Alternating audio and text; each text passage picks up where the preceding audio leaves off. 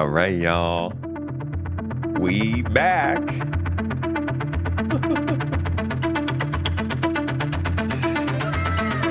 Yeah, that's right.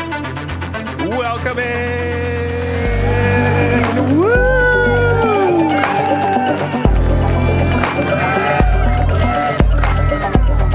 What's up, everybody? How you doing? Well, camera's over here. Jesus. Okay. This is gonna take some getting used to. Hey, folks. Hi. Hey. Welcome. How's it going? Good to see you all. Oh my God. I am so this is weird. Hi everybody. Sorry, I'm a little loud. I'm very loud. I probably blew everyone's ears out. Welcome in. Good to see you all. Thanks for listening to my screaming and yelling and all that stuff. We're in a new place. Why is this here? Come on. Sorry. Okay, we're in a new place, and we're still kind of moving in. That's why the box is back there, and everything's super blank. But we've moved, and we're finally living on our own here. And sorry, parents, you guys were great. Love you, much love. Really appreciate you, but we have a little bit more space to ourselves now, and we are excited to dive deeper into what we've been doing, and we got some good plans. I got a new type of video that I'm going to start putting out probably later this week that I will explain more about probably later in this stream. But we're going to be going back to our normal cooking streams because now we have a kitchen for ourselves again.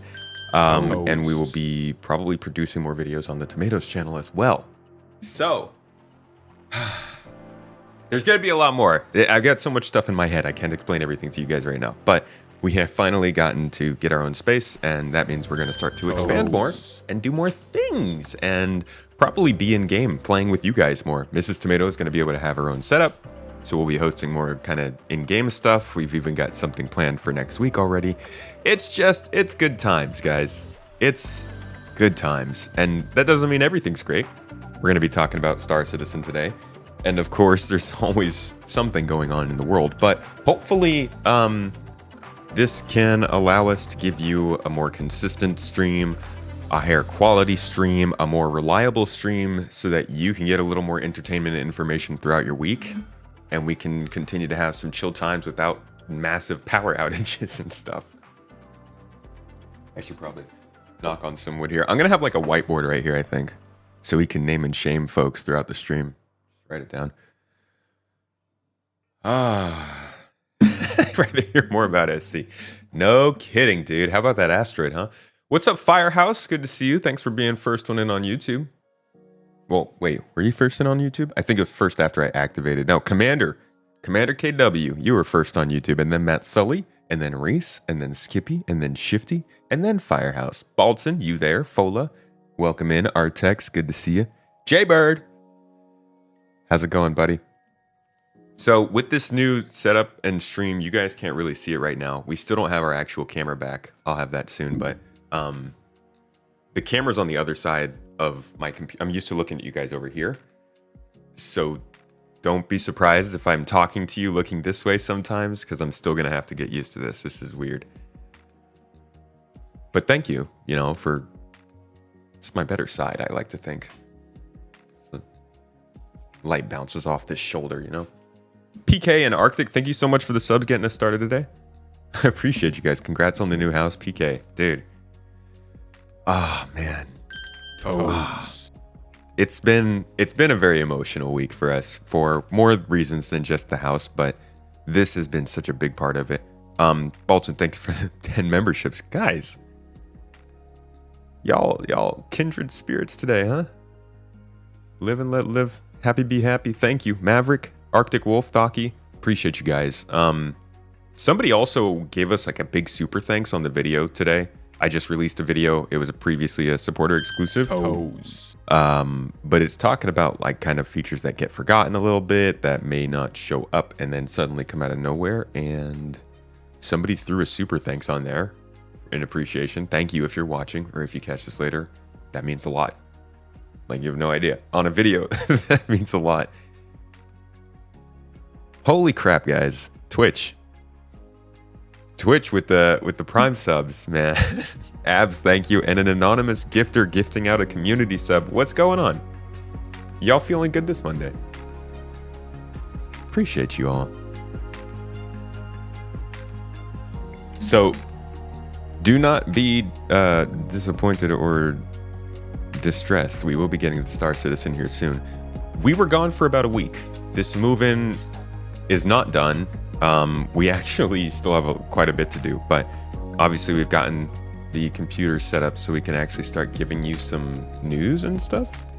But during this time, I was completely checked out. I have not been checking up on Star Citizen. The only thing I really did was film a podcast with Space Cutlet.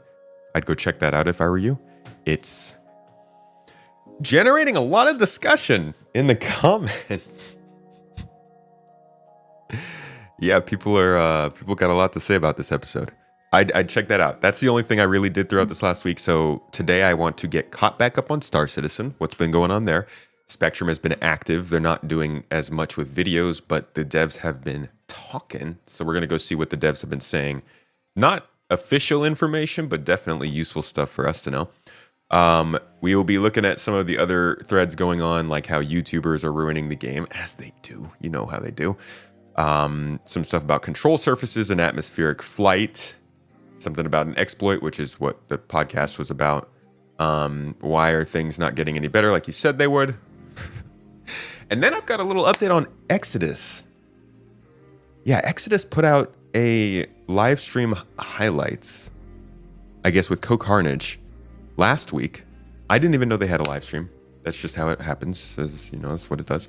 So we're going to take a look at what the heck happened here, because Exodus is getting more and more exciting. After that, to wrap things up, X4. We're going to be checking out the new X4 update. Not necessarily playing it, but they released a video, so we'll check out the video. We'll talk about it a bit. And then, depending on how it looks, maybe we can jump in later this week, next week, and play a little bit. Comes out next year. Did they announce a release date for this?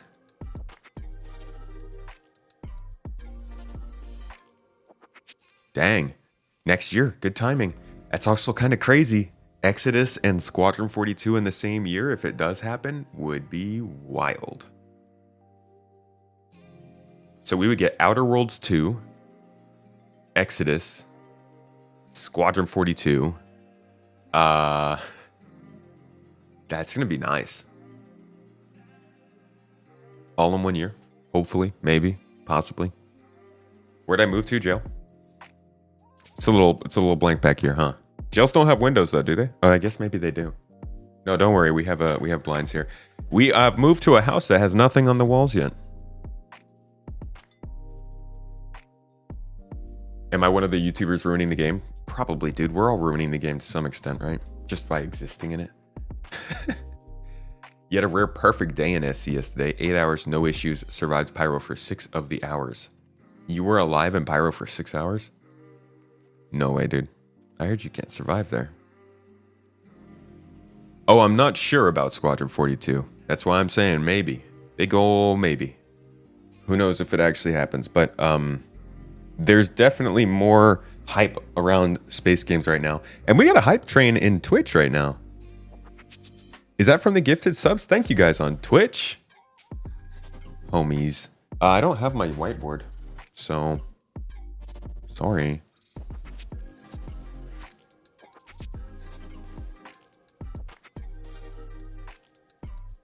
Yesterday was beautiful. You ran so many 700k Hull C missions.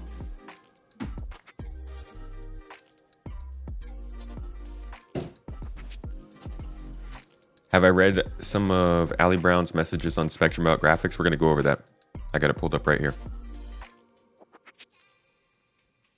Twitch loved you. Love you, Twitch. Appreciate it. It's time to rehabilitate this channel. So that what YouTube does to you, if you don't if you don't do this stuff you're consistently doing, YouTube will kind of slap you around for it a bit. Twitch is not like that because Twitch is not as algorithmically driven, at least if you're subscribed. Huh? Yeah. No, Twitch just kind of shows you the stream if it's there and you're a fan. But if YouTube, because we didn't release a video for like a week and a half or 2 weeks, the last video I released didn't get suggested to people, which made it do worse, which will make the next video not be suggested as much. You kind of have to claw yourself back into the algorithm in YouTube. It's very annoying. So that's what it's going to be. Right back to completely regular schedule from here on. Gotta reverse the schedule. Oh, dang it. I got this screen reversed so they can't read what's on the whiteboard. Oh no. Should I write backwards? I can just reverse my text. I don't know where There's a marker to write backwards. Actually, it's a little, I don't even, hold on. Until I can get a whiteboard that sticks to the wall, I don't want to have this right here. It's much easier like this, right? But the text is backwards. Okay, we'll do it for the sake of the everybody's eyeballs. There you go. Now it's just gonna look like I'm looking completely off screen while reading stuff, but whatever. Should totally Da Vinci it. Funny you say that. I just canceled my Adobe subscription. And switching back over completely to DaVinci Resolve. Yippee! I don't think this works on there. Yeah, I don't know if they're going to be able to see this. No. Sorry, I don't know where the things are yet. It's all good. Which side is the reality? Backwards. We always write backwards. Thank you very much. Hey, thanks for... Holy shit, PK! Brother, you should be on this Toes Gang. You and Baltzim, man. Jesus. PK just dropped 10 subs on the chat. Like a PK. That's the thing, right? Didn't Leonardo da Vinci write backwards in his journal? Dude, I don't know. I wasn't his babysitter. Seems like the kind of guy, though. A little eccentric. Good morning, Luna Maria. Good to see you. Welcome to our new place. So many gifted subs, dude. Hey, make sure to check out the latest exclusive video if you just got gifted a sub, and tell the folks a good old thank you for that. Okay. Whoa. My Stream Deck is not displaying the correct things to me right now. Sorry guys, give me 1 second. I got to make sure OBS is doing the right things so that when we're editing this, we know where to start each video. Here we go.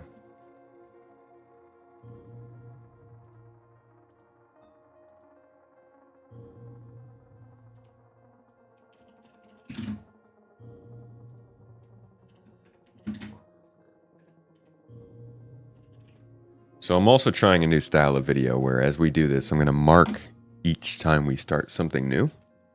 See if I can break those into separate videos.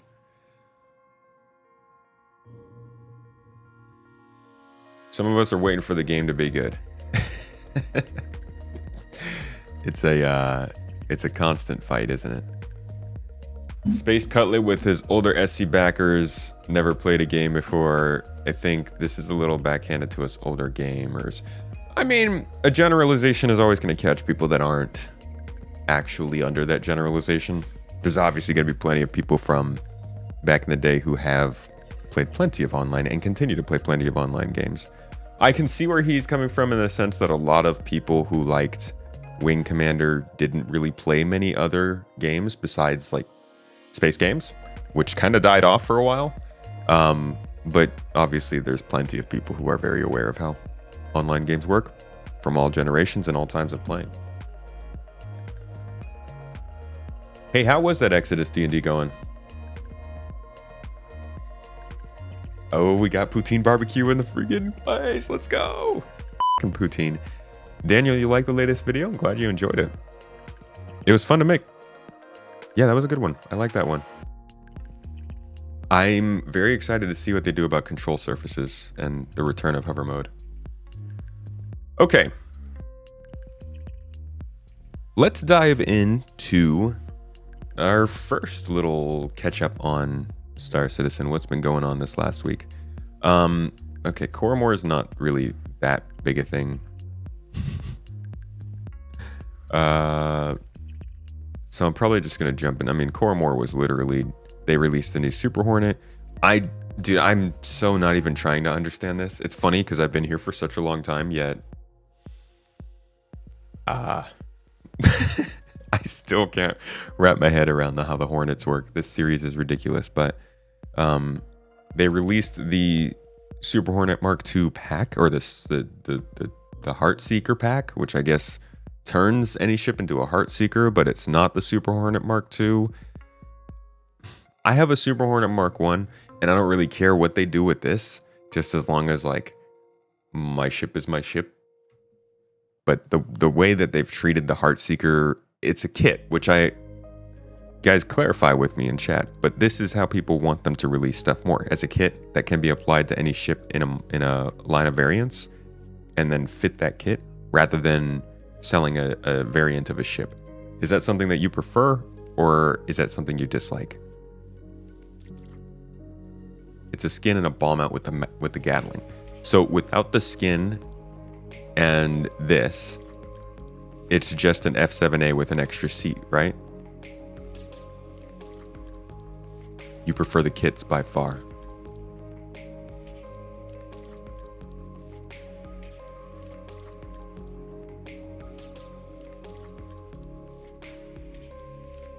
.0.2? Yeah, that'll be out this week. It's going to be the March update, so it'll probably be out within the first week of March, which is technically this week. Actually, maybe it'll come out next Monday or Tuesday.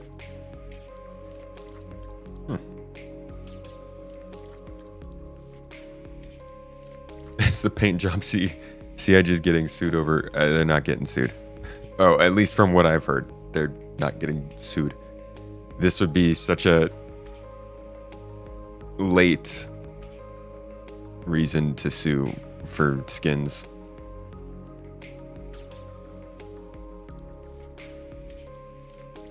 Different weapons loadout than the other F7s, but mostly the extra seat is what you think. Yeah, the extra seat's always been nice in my opinion. I know for some people it seems pointless. I like to be able to bring a friend along in certain situations. Prefer the kits, right? So the kit doesn't give you an extra seat, it just gives you the gun. And that's pretty cool. That's pretty cool. And then the Super Hornet Mark II is a separate ship. I wonder what it's like to upgrade my Mark I to a Mark II. What do you guys think of the skins this year? Of course, the Zeus is getting one. How dare they, though, not give one to the Spirit? That's just rude. CIG, do you know what's good for you? You're going to give a skin to the Zeus and not the Spirit? Oh, it's not even a skin, is it? It's a ship. Oh, you can get the paints separately. Okay. Wait. They must have one for the Spirit here. Look at all these. Look at all these Lovestruck paints. Where's the Spirit? What is this? CIG, are you confused? They gave one to the SRV and not the Spirit? My friends. Okay, well, that's Valentine's Day. I keep looking over there. I keep looking over here. I'm sorry. It's weird. Is hauling a viable path to get rich in the verse? Yes, it is. Honestly, anything's a viable path. You just gotta put some time in. Hey, check it out. I got one of those things now. So when I make a good joke, I can just... Huh? Very nice. And then if it falls flat and nobody laughs at me, I'll just... Of course, nobody ever laughs because I'm the only one who can hear myself. So making jokes is awkward no matter what. What's up, Anno? Good to see you. Lovestruck paint is a pink and you don't see well. Alas, colorblind. I.e. Sorry about that. Is that specific colors? Need crickets? Dude, I got crickets. But I never need crickets.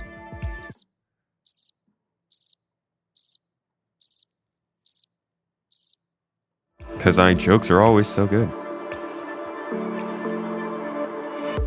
If the skin rant continues, we won't ever see another skin. Yeah, they're just like, okay, we don't want to deal with this. We'll stop. I don't know really what the big deal is. I think I watched one board gamer video about it.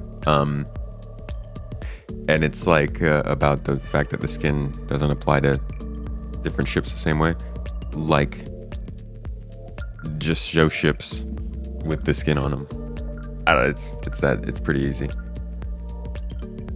Not that like deep a problem to me, so we won't spend much time on it. This week in Star Citizen last week they showed, and they gave us, I have no idea, because again, I wasn't, like, you guys may notice this whole year things have been fairly quiet for us. I think I've only put out like 3 or 4 videos on the main channel, and just in general, we've taken a few streams off. Been pretty busy with trying to get the living situation figured out. So I was not even focused on this, even though we weren't moving at this time last week.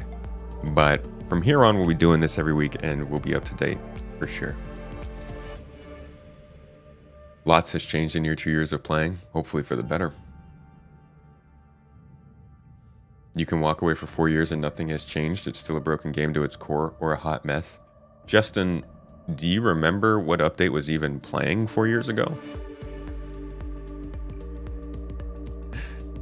Mad Lad. Probably one of the most wild statements I've seen. Use the word you're not allowed to use. Bad word. What's that word? Scam. Scam. I have not watched Bruce Green play. I don't know who Bruce Green is. Bruce Green. Bruce Green. Bruce Green. It's hard to say. Bruce. I keep saying Bruce Green. Bruce Green. Okay. So last week in Star Citizen, what? I guess I didn't miss much. Look at this. They didn't even have anything to tell us before Friday. They were like, this week in Star Citizen, all. We won't be airing a new episode this Thursday, but we'll be back next week with Inside Star Citizen 4.0.2 Supply or Die. Whew. Not gonna lie, guys, it is dead on the news front this year. I mean, like they're just skipping ISC episodes. Clearly, they don't have much to say in terms of progress. Maybe we'll see something interesting on next week's monthly report, but it's quiet. We're gonna have to do more deep dive in this year, except concise deep dives, shallow dives. Well, like one of those Olympic dives. You like go really deep, but you come up really quick. You're not trying to stay down there. We're not scuba diving into Star Citizen anymore. Friday, newsletter. Pretty sick. Sunday, Crux Cup track day. Pretty sweet. Bruce Green ran Funhouse. Oh, really? That's cool. I did not know that. How's he been feeling about Star Citizen? You just checked the funding tracker and didn't expect February to be so high. It's now the highest funded year so far. I heard it's dying, dude. To be quite honest, if they can fix the game, this will be their highest funded year ever. Because while you have people like Justin coming into chats and being like, yo, nothing's changed in 4 years. The fact is a lot has. And those changes have destabilized the game. And if they fix the destabilization that happened because of those changes will be pretty fun and people will have a good time. And when people have a good time, they spend more money. And it proves true every single time the game plays well. So if they can continue the trend, if they can fix the stability, the playability, I'm sure that's what they're thinking as well. That's what they have in their head.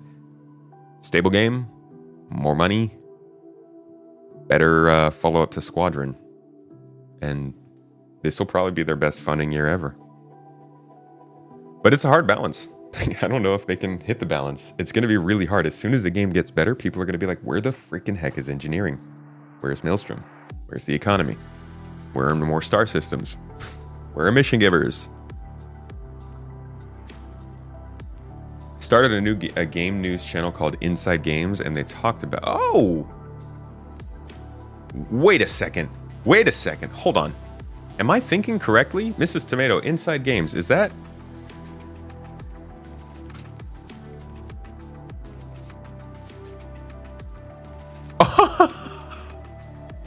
No way, dude.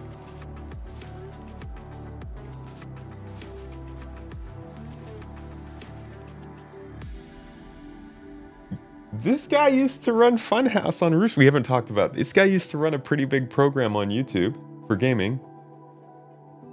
These are the people we already got on the, like they said they're gonna come on the podcast. That we talked to them. Yeah, we invited them on the podcast and the episode didn't happen, but we're definitely going to have a sit down with them. It's 2 guys, right? 2 guys on this channel? Yeah. So you will yeah, you'll hear about that. Yeah, we'll get back in touch. Maybe we could wait until something big's happening. Sounds good. Cool. Thanks for putting the name out there.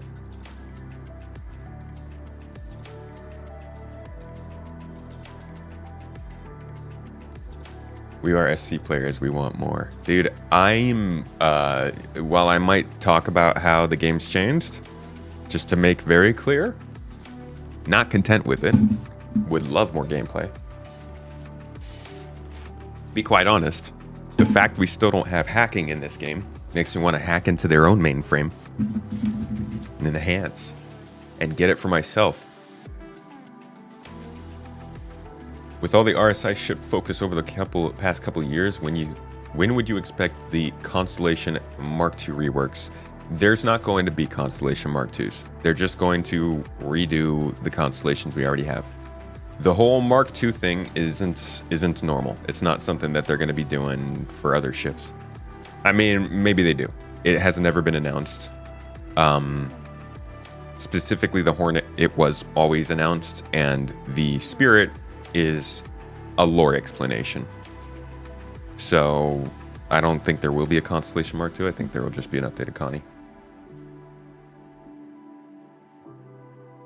What is this hacking you speak of?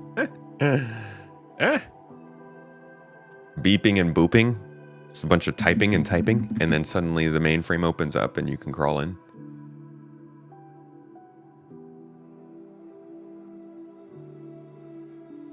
Wish they'd just make 300i a Mark II, so you could have kept the old sleek one. You feel like the old one is sleeker?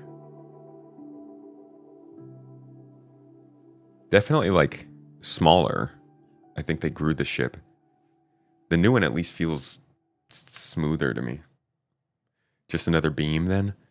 No, hacking is an actual thing. Like you can basically inject. Hold on, I can find it for you because they've talked about hacking. It's not just a beam.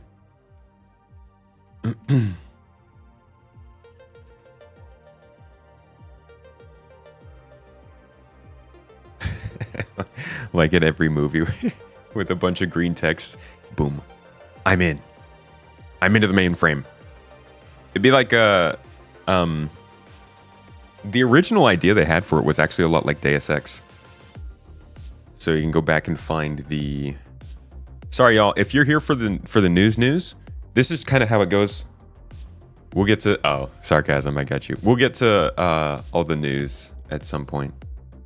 But there's a lot of getting distracted on my end. Hope you don't mind. Welcome to the show. These are Mondays. Okay, so if we look up some good old hacking here. Starchives is a little hit or miss sometimes, especially with the newer videos. So the original idea for hacking was supposed to be this like map kind of thing where you would plug in a card and then it would open up an interface and it'd be kind of like a mixture of Deus Ex and Pac-Man. And you'd have to like go around this sort of labyrinth setup to move like bits of data into another location, and that unlocks the program. And from there, it would basically make, sorry, I didn't mean Spirit Mark II, I meant Zeus Mark II. From there, it would give you the access to spoof whoever it was you were pretending to be. So on a spaceship, you could be an engineer. In a data terminal, you could be the technician. On a hacking, in the security post Korea, you could be like an advocacy agent, but basically there would be a process of going through this that would then grant you the ability to do whatever is normally you'd be able to do with that system. Docking is one of those things. Like, you're supposed to use a spaceship to hack into the other ship to force that ship to accept your own docking permission. It's not creating anything new. It's just giving you access to a system you wouldn't normally have. But from there, they kind of changed the idea, and they moved more towards this sense of injecting chunks of code in. But at that point, I think they might have figured it was getting too complicated. I'm not really sure. That was around the last time we really had a good idea of what hacking was supposed to be. Since then, it's just been getting delayed over and over. Because I'm assuming they're just trying to get it working in Squadron 42. So we'll see what happens to it. But I do think, I mean, I know it's sarcasm, but I do think it won't be just a beam.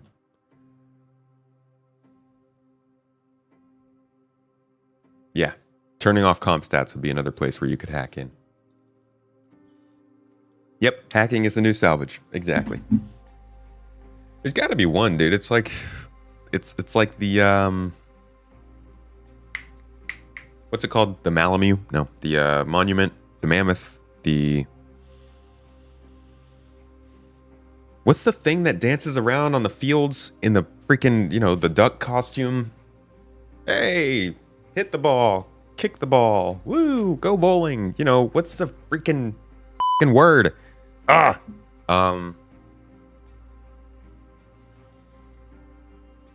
Mascot. Thank you. Yes. Jesus, that was gonna bug me. Sorry.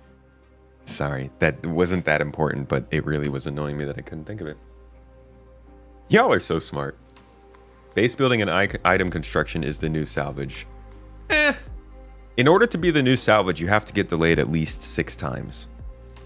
And that's not an exaggeration. That's not a joke. I'm going to go back to it because we always do.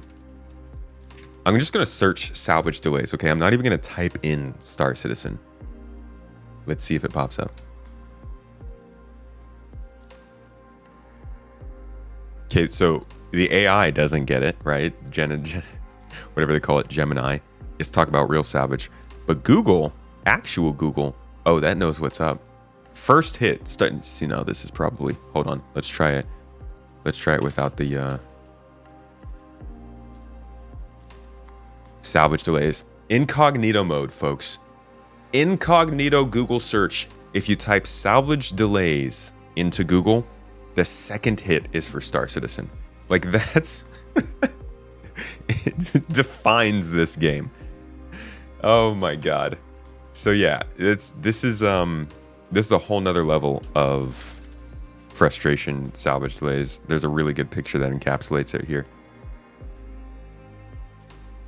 This is what you got to do, and this is what hacking has been going through, because hacking was originally supposed to come, I think, 2022 possibly, and it got delayed several times throughout the updates leading to 4.0. So don't know when that's going to happen, but that's what's up right now. Haven't player beacons been delayed a lot too? Player beacons still have worked in the game. Player beacons are more like ship docking. They've been in the game, and you kind of use them every once in a while, and you try to, but it's mostly not worth it. Probably need engineering before hacking, but that's just my guess. Yeah, I think you're spot on there. Engineering is a big part of that. Beacons, I'm so excited for what they're going to do with beacons. You guys remember that social panel during CitizenCon where they talked about new missions being assigned by players, beacons, all that kind of stuff? It's good times. I'm looking forward to it. Give me something more fun than this, thank you. Okay, let's talk about 4.0.2. I have not paid any attention to this. This is... Hopefully this is a good update. Now,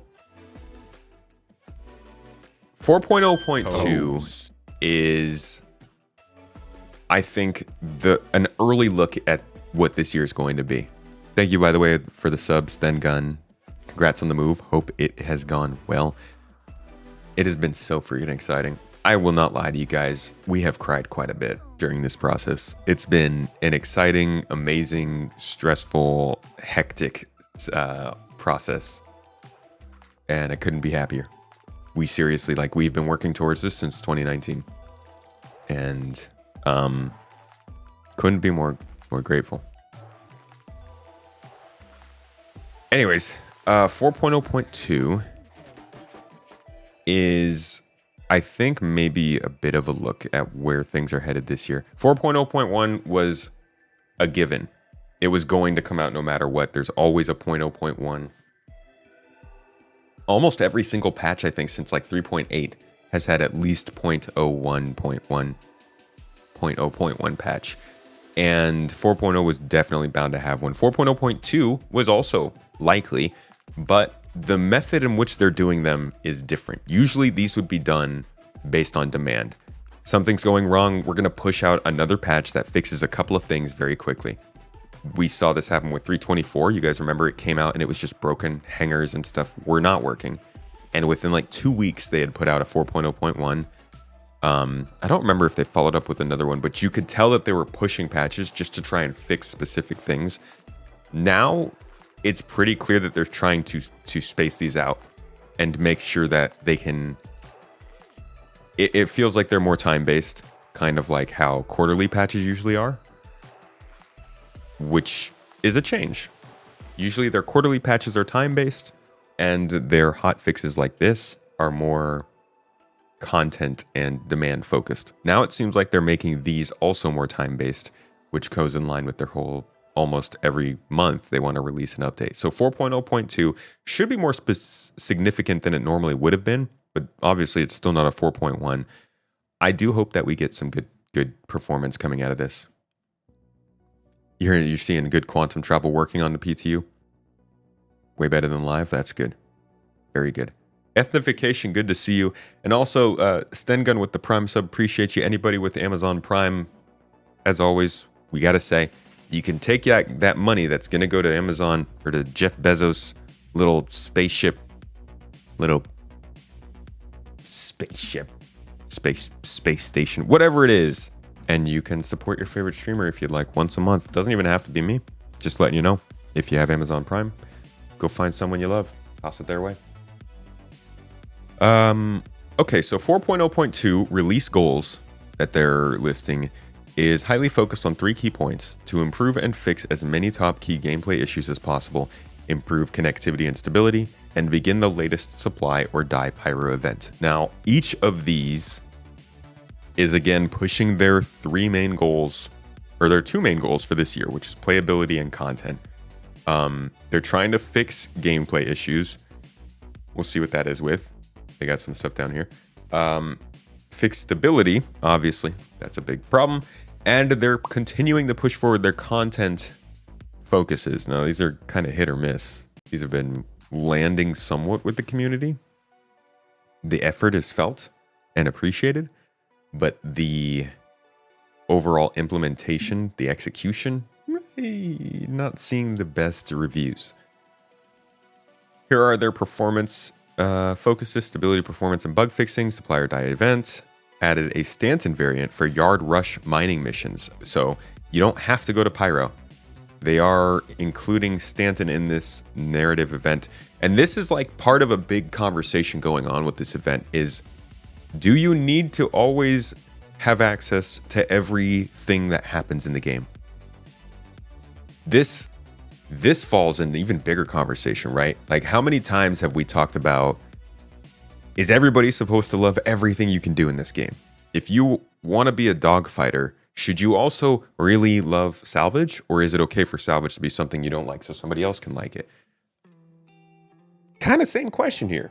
If you're not playing during the month of January, should the rest of the game reformat itself to make sure that you still have access to that content? Or do you just happen to miss out on that and maybe catch it next time it plays next year or the year after or within however many number of months? Because there are people like myself who are not going to get the rewards for this that have to do with Save Stanton, because we never did that part. And I probably won't get rewards for a lot of other stuff. Like, I genuinely feel like we just skip things. That's just how it is. As long as CIG themselves are making sure to keep more exclusive content going through the cycle, so like it's not like if you don't play in 2025 and then you play in 2026, you're not getting anything because they haven't kept doing exclusive in-game rewards. They have to keep doing it year after year, but there should be something that says, hey, yeah, I was there for that. We already have that. They're just badges on the spectrum for them. We all knew they were going to go in-game at some point. What's up, chat man? How you doing? I am doing well. Thank you for dropping by the stream. Welcome to the new place.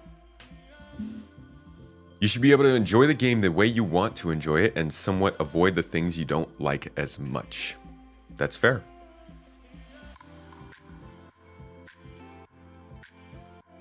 You miss it due to the nature of how general MMOs work. I feel you. Space MMO produces some of the best content on this game. Love listening. Harold, thanks for listening. Thanks for being here. We wouldn't be able to make the content if there weren't people who didn't enjoy it. Weren't people who did enjoy it? Yeah, I think that's right. It's not a binary question. To make it playable in Stanton 2 is a low bar way to include more people, so why not? Yeah. It is not a binary question. You don't... Outside of this event, I guess, is what I'm asking more so, is... Should... I feel... Yeah, I'm not trying to ask about this event. I am asking a binary question, though. Do you feel, personally, that there should be content that is limited in some way? Or should everyone have availability to everything based on skill level, based on time availability, based on geographic location? You know what? No, you're right. It's not a binary question because there's a sliding scale. Some things maybe can be limited, while other things might be a step too far for you. For those who don't like engineering, there should be a repair option for cost at stations. See, that's where I think, do you do this for every gameplay aspect? Like, how far does that go? If you don't like flying, do we have autopilot? If you don't like the time it takes to fly, can you teleport? If you don't like inventory management, is there a way to get an unlimited bag? If you don't like your engines overheating, can you turn off the effects of not having VTOL? Like, how much do you give before you start to say, okay, that is limited now? Some limited content, especially if it's part of an overall developing narrative. So you are more leaning in the direction of like, if it's involved with a storyline, it makes more sense.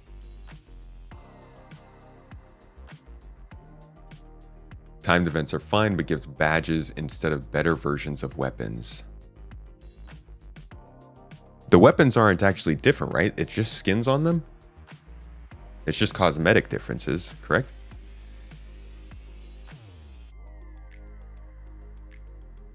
All of these events so far seem like they are implemented to entice us to test.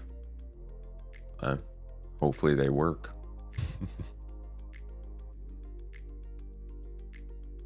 Content should be limited in some way, but there should be more content for the different people to not feel so bored. That's true. Should be more missions to accommodate people that can't join in. There should definitely, like, that's actually a very good point regarding Star Citizen long term, is whenever they're running these dynamic events, a lot of people will be like, yeah, the event is cool, but I don't want to do that. So what do I do? And people will be like, oh, well, there's other stuff to do in the game, but there's not. Like, if you want, the easiest way to see this is if you want to play FPS gameplay, or if you look at all the people who are playing FPS gameplay, they're all doing their own thing. But once Siege of Orison turns on, once that turns on, a lot of FPS players go to one place because there aren't other things to do. It'll be different now because now you've got Siege of Orison maybe going on. But then you've also got contested zones. So that gives us two pockets of FPS gameplay to do. And as there's more and more stuff coming in, you'll have more and more pockets, and it'll make it so that when something is happening that's FPS related, people don't feel forced to go do that to have fun. Now they need to do that for mining, for salvaging, for cargo hauling, for engineering. Like, everybody has to have options to do during these times so that you're A, not forced into doing whatever the hot thing is at the moment, and B, not feeling left out when something is hot in another part of the game. For those that don't like playing, there should be a win button. I like that. It's got to be red and big. Games like Space Station 13 have drastically different careers with drastically different gameplay. Never heard of that game. You refuse to do the cargo Tetris, and repairs sound boring. Auto options should be available. Matter of choice. Indeed. Here's my thing. I think that a lot of people are missing why engineering is going to be so good outside of the fact that it gives you glitches. It means you don't have to fly back to space stations, which is like really underrated, I think. I'm going to make a video about that.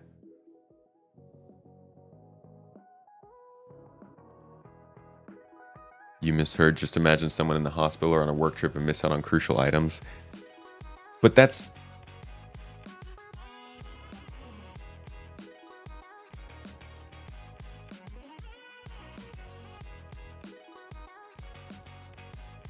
Yeah, I don't know, man. I don't know. There's a lot of situations where you miss out on things because of life. Even in games.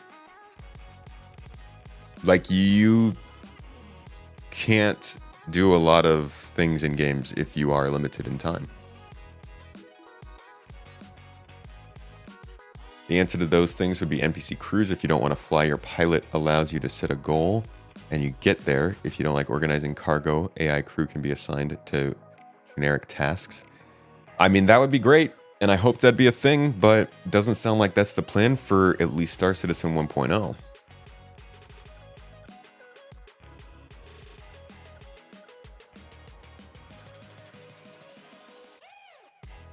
Game for everyone is a game for no one.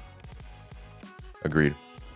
Yeah, I think Kingdom Come Deliverance 2 is a really, really good sign of that. We keep seeing games like this. Games that are unapologetically them. Baldur's Gate 3 was one. Kingdom Come Deliverance 2 was one.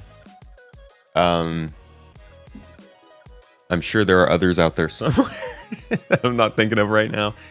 But, like, make a game that is just stupidly what it is trying to be, and it will get people who normally don't play that kind of game to play. You don't have to make your game good enough for casual people. I mean, maybe you do if you end up ballooning your budget so high that you need to cover that kind of expense, but there's a lot of people looking for unique games out there, and, like, they keep getting burned because those unique games that they want end up trying to do what's best for the most amount of people. And sometimes that's good. Sometimes that works. Sometimes that's required. But there's no denying that there's an audience for those games.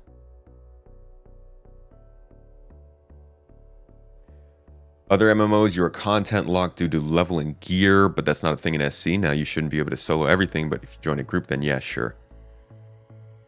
Kind of a soft lock, right? Of gear and level. Eventually, I do think that would be the case. Like, you're not going to be able to get to the difficult outposts of, I mean, maybe with you have a little bit of skill in there. You have a decent amount of skill in there that can define your success, but a lot of times adding stealth components to your ships could make the difference.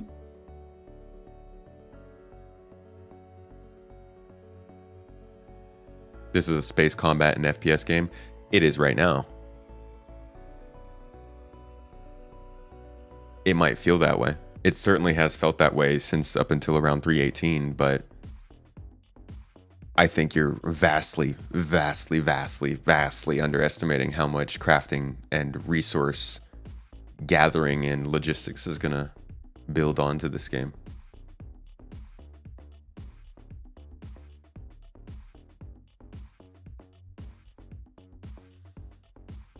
If you're near a space station, use auto repair. If you're in the middle of nowhere, get to repair yourself. Yeah. Yeah, I mean, that would be insane if they told us we couldn't repair at space stations, right? But I think people are missing that there's going to be more choice. Like, in adding engineering is just making us more choice. It's not taking something away. A game for everyone is literally a game for everyone, though. Yeah, but a game for everyone tends to lack focus.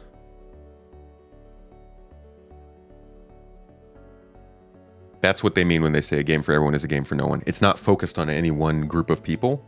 It's trying to abide by the lowest common denominator of interests. Think Call of Duty versus Tarkov.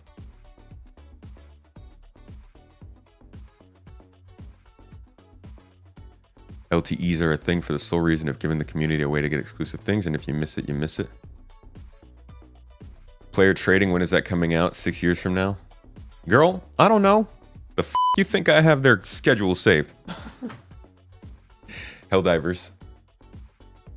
Helldivers is pretty dang fun.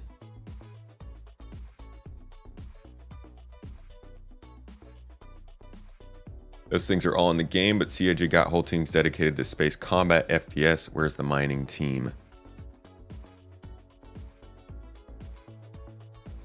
I think they have the team dedicated to space combat FPS mainly because of Squadron.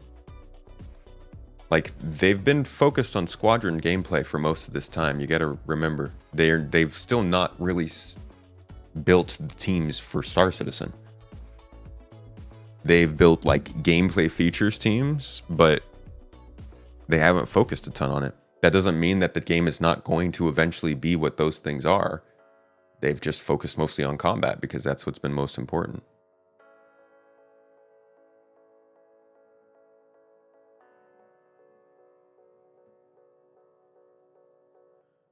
Trying to please everyone just doesn't work, so a game that wants to be for everyone is in effect for no one. I think it can work. That's not what I'm not saying it doesn't work. It's just a different kind of game.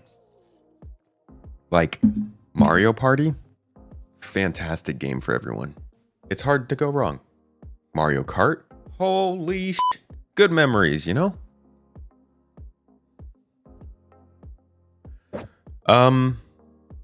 We were talking about the update, huh? This turned into a chat.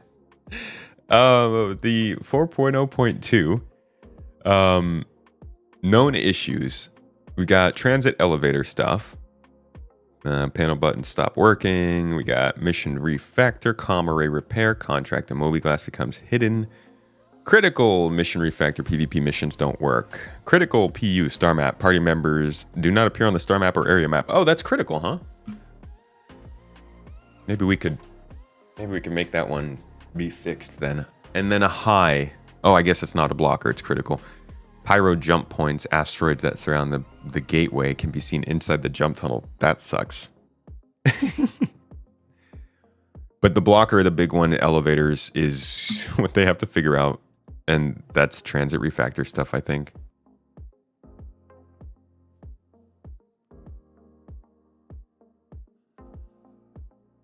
Let's hope they don't make this available for console. I don't think Star Citizen is going to be on the console. I think Squadron might. I don't think Star Citizen will. You'll own me at Mario Kart? Probably, dude. I'm not great at that.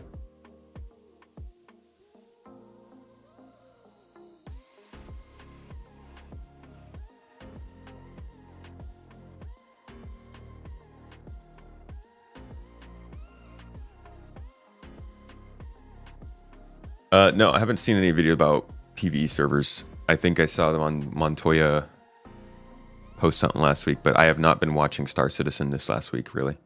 We've been busy. But we just talked about that on the podcast last week. Last week? I think that was last week. Me and Jonathan Winters. Yeah, we talked. Man, I am like losing track of time. It might have been with Space Cutlet, actually. I think we talked a little bit about... Yeah, we talked about PvE servers with Space Cutlet. That's right, on the podcast this weekend.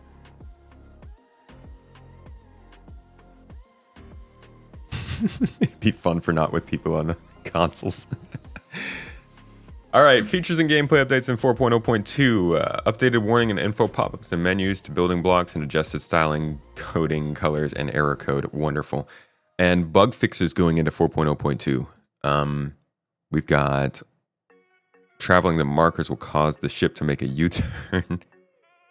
Mission refactor work going on. Disconnecting during NPE. Sending back in after Pisces rental. Okay, so these are pretty basic. Anvil Hawk missing from display. Overcharged mineable ROPs displaying modules. Wow, that's a good one to move. I hate that. You overcharge the rocks slightly and you just lose all your components. Mission refactor. Missions stopped progressing after landing in hangar has been fixed. Kicked from party notification is cut short on the front end. Interaction stuff in the Crusader Spirit. There's no UI button on the console to access the remote turret, and the buttons on the interaction wheel do not function. I think I ran into that one, actually. Ripper SMG battery not available. Fixed. Event mission payout amounts displayed. Fixed. Shopping kiosks do not accurately display the true cost of items. What? How do you even have that problem? Players can exit the interior physics grid and fall through the planet's surface by mounting over the wall. Holy crap, I hate that. And Obituary, no UI is spawning. No AI is spawning in the cargo deck and ship dealer. Okay, so small bug fixes here and there. Like, this is not a big update.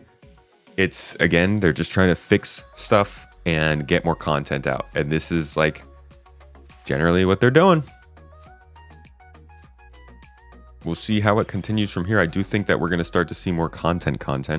I know that they mentioned some of that here. Yeah, this comms dive. So, like, there's going to be more stuff that's tangible, but we're still pretty early in the year right now.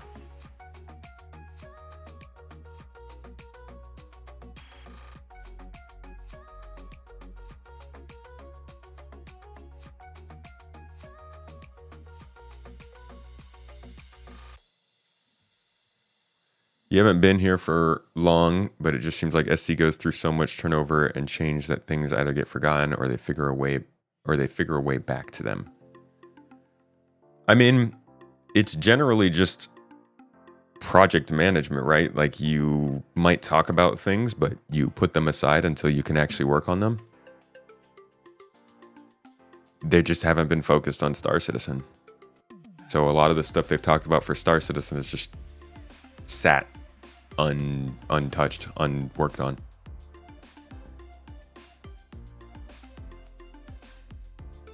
Someone kamikaze your Freelancer Max full of mined cargo, ready to sell right when you're about to enter your hangar. Where was that at? SC won't even make it to PC. I mean, except we're playing it.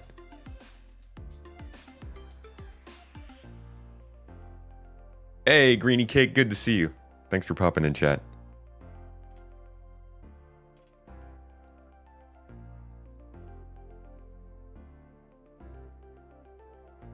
This transition situation has become crazy. Transition from PTU to live.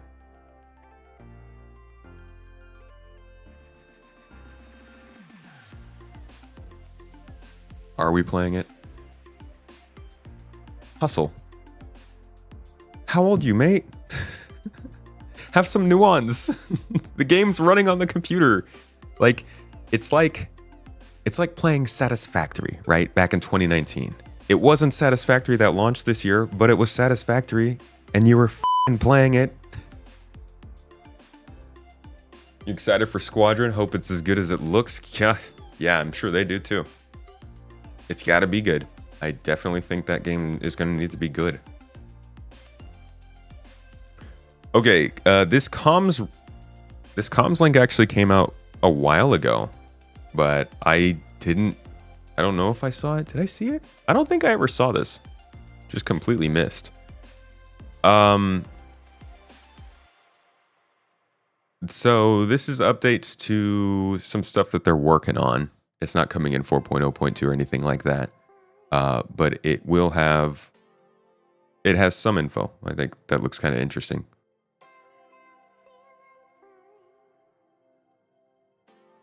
I am mad, bro. I'm mad, bro. All right, quantum fuel capacity of ships have been carefully determined based on size groupings and the... Oh, I think we read this, actually. Am I blacking out? How do you feel about the Banu Merchantman being added to the store again? Has it been? Oh, boy. I'm feeling worried, I'll say that much. I think that they probably need to figure out how player shops and trading is going to work in terms of base building before they do a ship like the Merchantman. So this is just quantum fuel rebalancing, splitting up to exploration ships, special purpose ships, component variations, adding some more special cases, I guess. Ships with an exploration role receive additional quantum fuel capacity. Cargo haulers, miners, and other specialized ships are still grouped by size, but may have extended fuel capacity to better suit their roles. Some ships might physically align with one size group, but feature components typically found in another. This can sometimes make their quantum fuel capacity appear slightly unexpected, but remains balanced within their design context. I'm interested in seeing how this affects starter ships. I'm wondering if they're going to keep starter ships fairly limited in terms of range, or if they're going to give certain starter ships much more range to make them stand out, or if they're just going to try and make all of the starter ships just be very good. Because there's a couple philosophies around there. Very unfortunate, but also rare. Been moving refined goods for years, and that's never happened to me and many mining friends. There are some people out there who will just ram you for no reason, and that really sucks. I'm sorry you had to deal with that. The Banu Merchantman is not on the store right now. Well then, there we go. Sorry to have spread that a little bit. All right, realistic audio. This is pretty cool. I'll show you guys where this one comes from, because we got a really good example of this.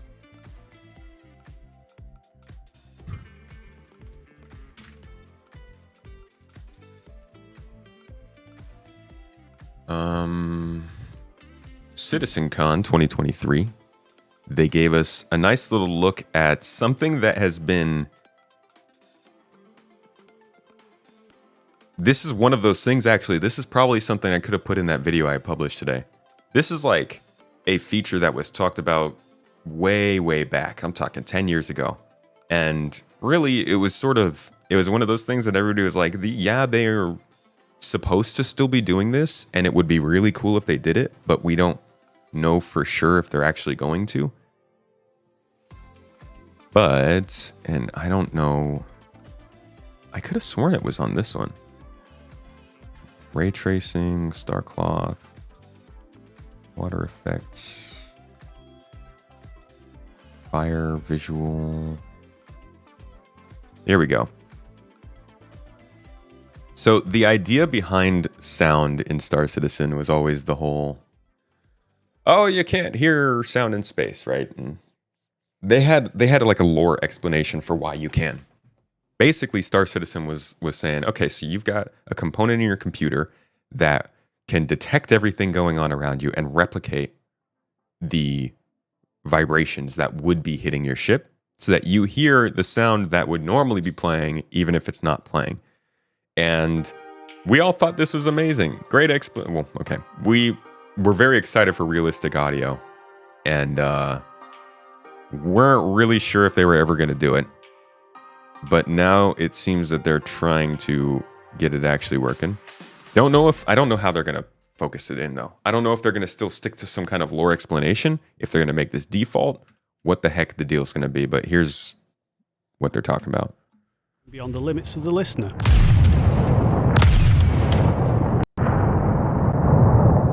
Let's show you the same audio effects applied to the ship weapons, taking us from this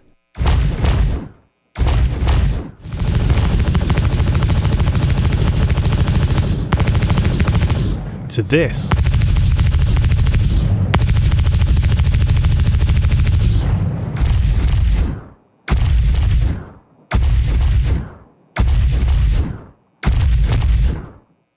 But it's not just about feeling powerful. Changes in audio can create a sense of danger, of being out on your own and under threat.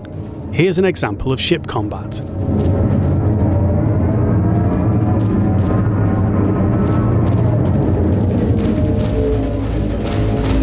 Sounds good, but what if we wanted a little more realism?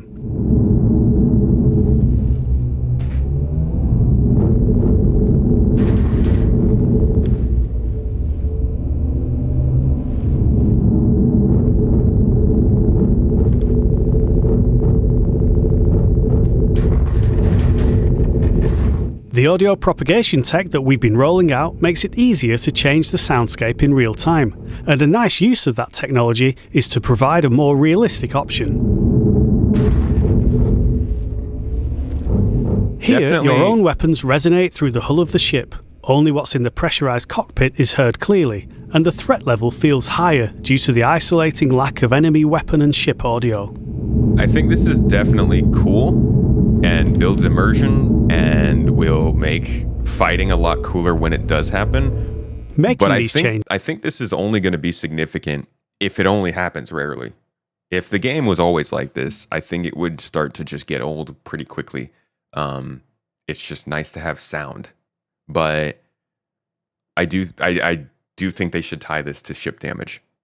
Just like in Elite Dangerous, you can get like your canopy cracked. Like it builds that sense of danger. It's part of your health bar, right? It's like a really easy way for them to build in obvious signs that you're taking damage without actually blowing things up and causing fire and stuff. So, and maybe even make it like something you can upgrade on the ship. I don't know. These offer opportunities, I think, to customize ships a bit more. But that's what they're talking about in terms of audio. I think they actually are doing it for just create space in the audio weapons as well, so I'll let that play too. Making impacts seem bigger, more damaging, more of a problem for the player. This realistic mode isn't limited to the flight experience, it's applied appropriately to the game as a whole. Here's an FPS battle in a depressurized area.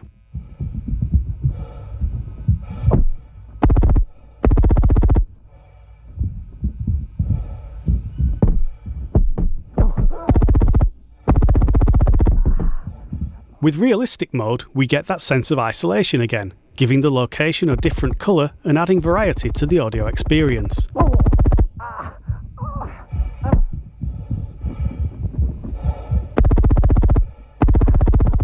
Player breathing and foley are exaggerated, and other sounds are transmitted through physical contact.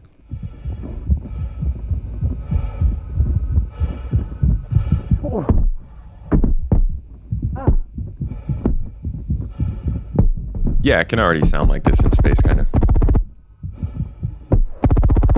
of weird. That's all from us for now. We look forward to getting these new audio features. Oh, playing it with the sound off is kind of weird. You play SE with the sound off and don't feel like you're missing anything. Some people don't like sound. Hopefully we can have the choice of playing with the sound off or on. Hey. How old is that video? It's from CitizenCon 2023.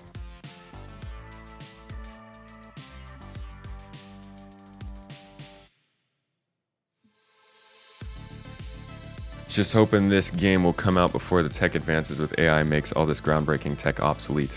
Well, if the tech advances with AI, I would assume it just make the game easier to make for them. So, I don't think it'll ever be obsolete. It'll just improve and become a better game, hopefully. Dev aim was your biggest pet peeve.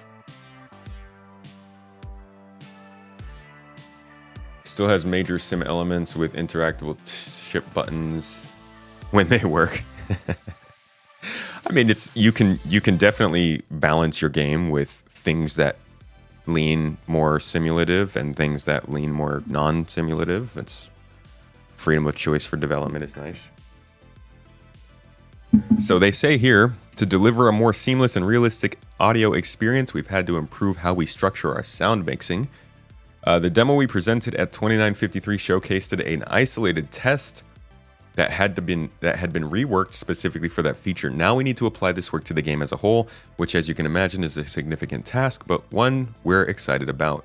While we can't confirm a date, we're just as eager to get this work fully integrated into the game as many of you are. It's on good track so far, and we'll share more with you as progress through the development. I wouldn't expect this till end of the year, earliest. Like, just to, like, put this out of your head. And I know that's annoying that happens with Star Citizen, but if they're saying we're working on it now and we'll have updates for you later, it's not going to happen anytime soon. Hope this is the year you can tell your friends to finally hop in and try it out. My aim, maybe. Everybody's a little bit different on what they're willing to accept in a game experience.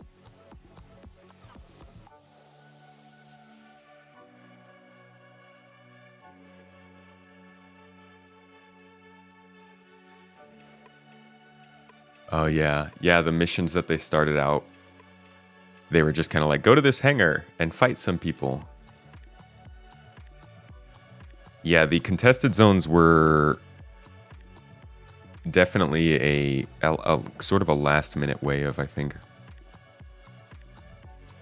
building more specific hotspots into the game. There's a lot to be considered looking at how contested zones were implemented and how they are being considered a success within the company, and how that could point towards how future locations develop. Whatever happened to DC Undergrounds, dude, I think they just said screw underground facilities, to be honest. I think that's yet another thing that they wanted to do, and then I'm pretty sure that initiative got killed with the Turbulent acquisition. I think there was a lot of stuff during that time period when Turbulent was being acquired, because so much was wrapped up in the locations development between Turbulent and the SC teams. I think underground facilities was one of the things that got thrown in the bin during that period. Maybe it'll come back at some point, but the fact that we haven't heard or seen anything about it, and I know that happens with features, but specifically when it comes to the talks that they've had regarding Star Citizen 1.0 and Rastar locations, it doesn't seem like underground facilities are really important to them anymore. That's not to say that they won't happen, but I don't think it's going to happen anytime in the next 2 years.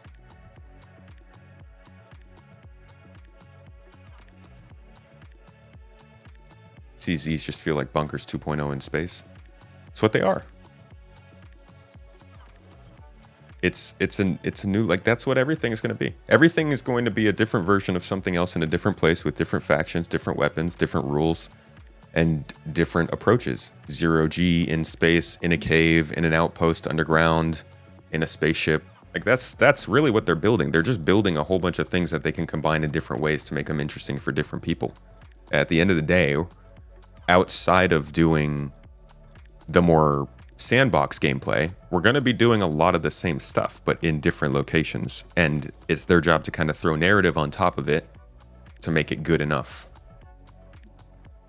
Good enough makes it sound bad. To make it exceptional, it should be good. But the point, I think, is to create the gameplay systems so that you can just spread those gameplay systems out across a bunch of different content centers.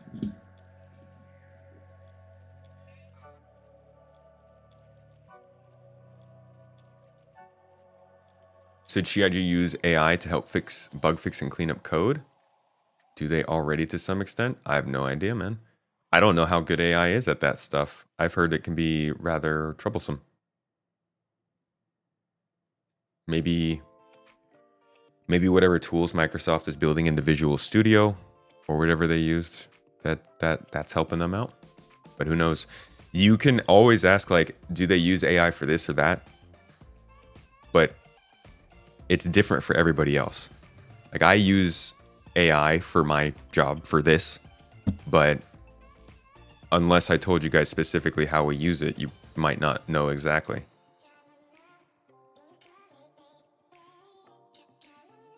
Area 18 underground areas is where DC Undergrounds went. Actually, Fury, good point. Good point. It might be that they want to do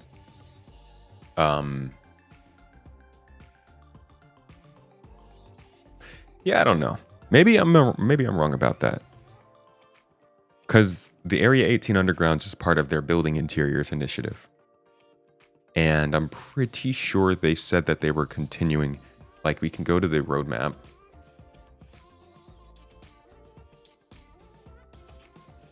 And in Star Citizen 1.0, we do still have Building Interiors, I believe.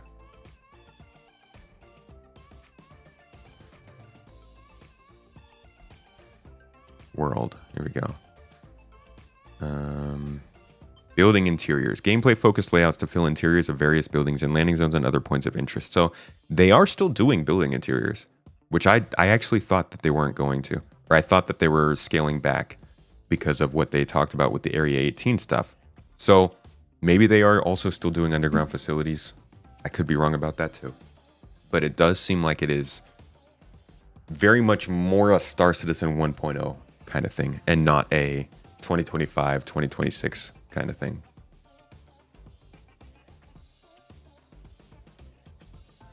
Tristan, Pyro's been a huge breath of fresh air for exploration for you.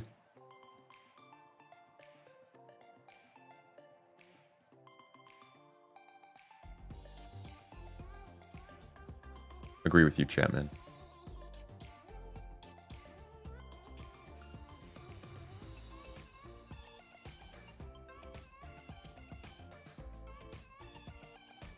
You weren't able to play Safe Stanton or fight for Pyro because all of the hangar lockouts and bugs. Yeah, I didn't do Safe Stanton either.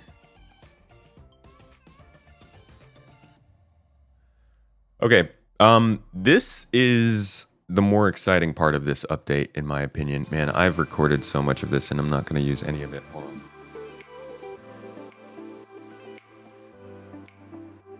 You know what, actually? We will use... Hold on, let me stop this. Just completely useless recording. Okay, so I want to talk about these Volt weapons, not because they're new and exciting, but more so just because they've been... they've had an interesting journey into the game. So these are guns that were introduced to us in Star Citizen a long time ago. We could go back with our footage and I'll just search Volt and they'll probably pop up somewhere.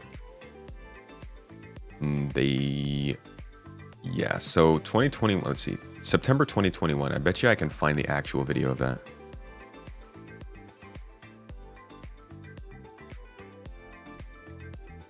They introduced DC Underground as raid content along with Crusader platform raids when Area 18 Undergrounds and CZs I think are meant to fill the dungeon content. I hope you're right, mister. I do hope that they get those natural raids back into the game like that. Or the plans for it, at least. Alright, so September 2021. Let me just make sure...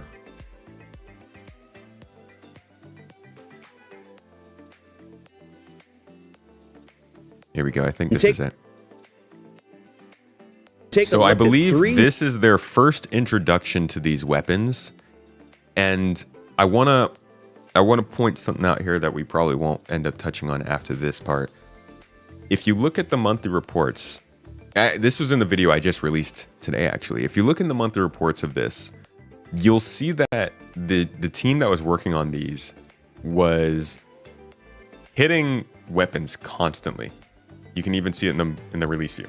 You go back to 3.1 weapons releases, 3.2 weapons releases, 3.3 releases. 3.5, okay, sure. 3.4 release, 3.5 new guns, 3.6 new guns, 3.7 new guns, 3.8 new guns. 3.9 didn't have any, which was interesting. That was a first. So we'll skip that one. But 3.10, 3.11, 3.12, and then there's all. There's just no more guns, no more weapons, no more nothing. There's like a little bit of some ship guns here. The Bearing size 7 weapons, but I believe those are just because the Ares came out. Yeah, so these are guns hooked to the ship. Those don't count. Laser trip mine also doesn't count. We can't even put these out ourselves. They just exist in the game. But you can see there was nothing. There was nothing up until 318, and at that point, it was the salvage attachment. So pretty clearly, the team, new guns, wow, kind of like FPS. Yeah. So Hustle's making my point for me. As you can see here, they were making a whole bunch of stuff for the game, and then they shifted to Squadron 42, to the game that actually needs FPS. And you could see kind of how they were so freaking focused on combat up until that point. And then they started to shift more towards things like salvage and some other tools and gameplay and things that were going on. So if you go to the monthly reports, you also see this. There's a big gap where they're talking about working on items and tools and stuff like that, and then suddenly they're not. This is also the case when you look at the old salvage tool that they were building at the time.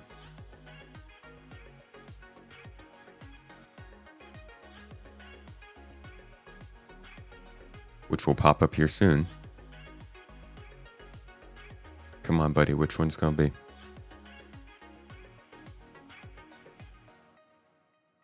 Sorry, it's a really old file. You think we'll have Squadron 42 before Elder Scrolls 6? I don't know, man. I don't know.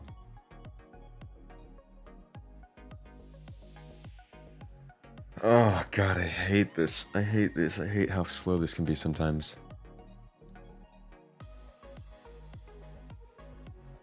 Yo! High vibes. Happy house day. Feels good, man. Look at this. This wall. This wall. Boy, oh boy, this wall can block some things. Light, wind, bird poop. Good times, man. Happy to be here. Yeah, so here it was. It was back here. They gave us this big update where they showed us the crossbow. They showed us the cutting tool. They showed us door breach charges. They were just generally working on quite a bit of FPS gear. This was all meant to focus. This was the FPS tools team. This was another thing they were working on at the time, something that we actually got in that time. But you can see the team in general was splitting their time between weapons and FPS tools. And as time went on, they basically said, no more weapons for Star Citizen. And then they kind of focused on some of the tools. So we got the medical tool, the salvage attachment stuff, the salvage tool, that kind of stuff. But the team was still really focused on Squadron when it came to weapons. So this is their big return to making Star Citizen weapons. And we saw this a lot last year when they introduced the team. But this is also something that they're now kind of linking into their whole content thing. They're not just going to drop these in. They're going to make them part of the content release, places that you have to go to find them or maybe loot them, eventually craft them. Might be the way going forward for all these kinds of releases, which is better than they did before. Before they would just be like, okay, there's a new gun, go to the store and buy it and test it and tell us how it is. Now it's kind of gamified a little bit. Alt suggested Squadron might be ready by the start of 2026. Walt, don't suggest that kind of thing, okay? Don't suggest anything.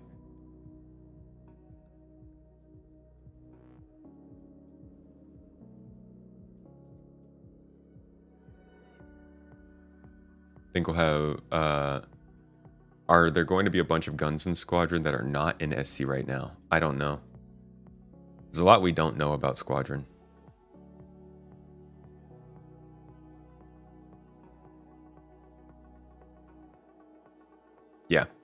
Yeah. Squadron 42 is the real focus. Could they be purposefully slowing down Star Citizen features so that we get to see a lot of this content first in Squadron 42? I don't think so.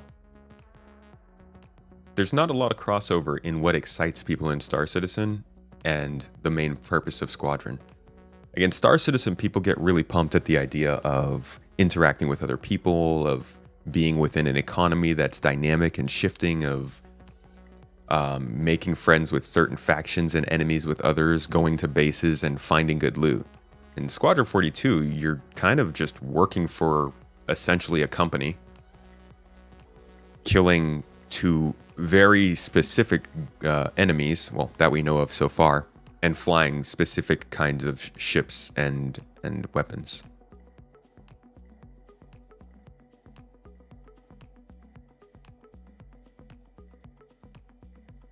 It was in the 3-hour SCL. I missed that part then. Squadron 42 seems so forced, like the investor wanted it when no one else did. I mean, there's a lot of people who want Squadron 42.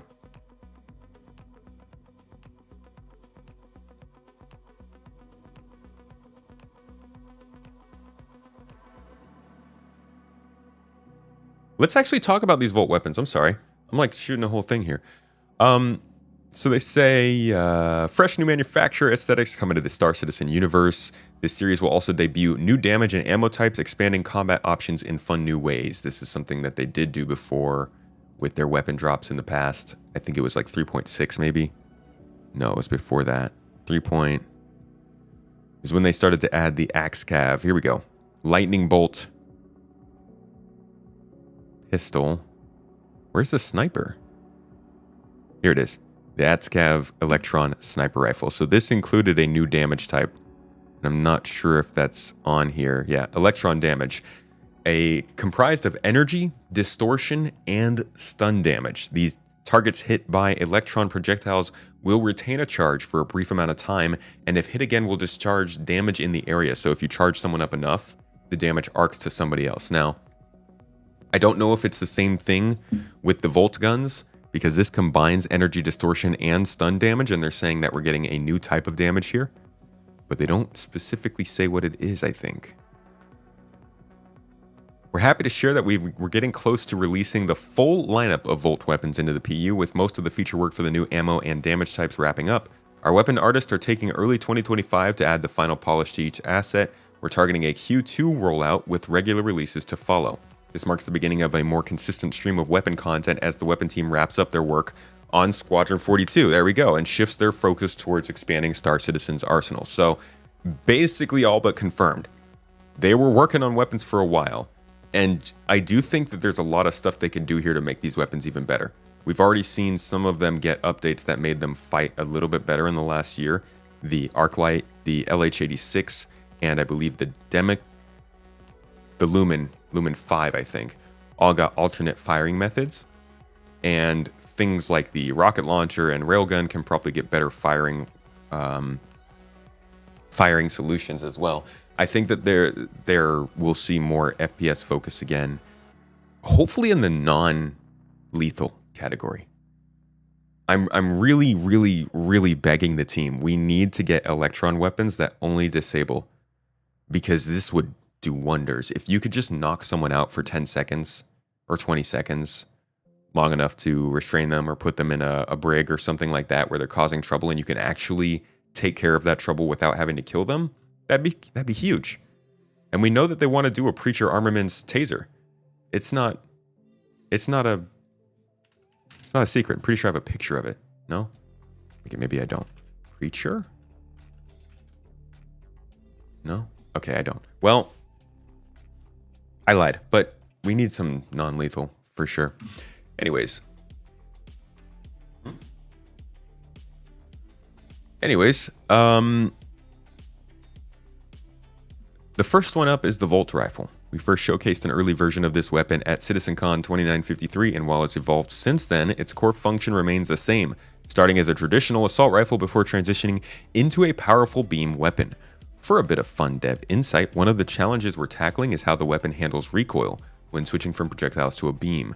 Right now it shifts between two separate recoil records, which isn't something our current tech supports. To fix this, we're improving the system to allow for a smooth transition, shifting from the sharp, punchy recoil for an assault rifle to the controlled precision of a focused beam. Let me show you guys what that looked like when they showed it off.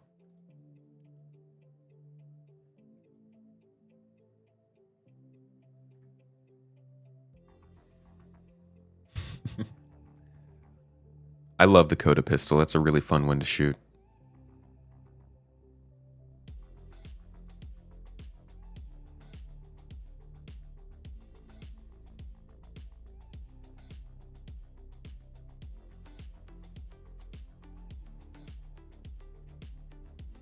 It's around here somewhere.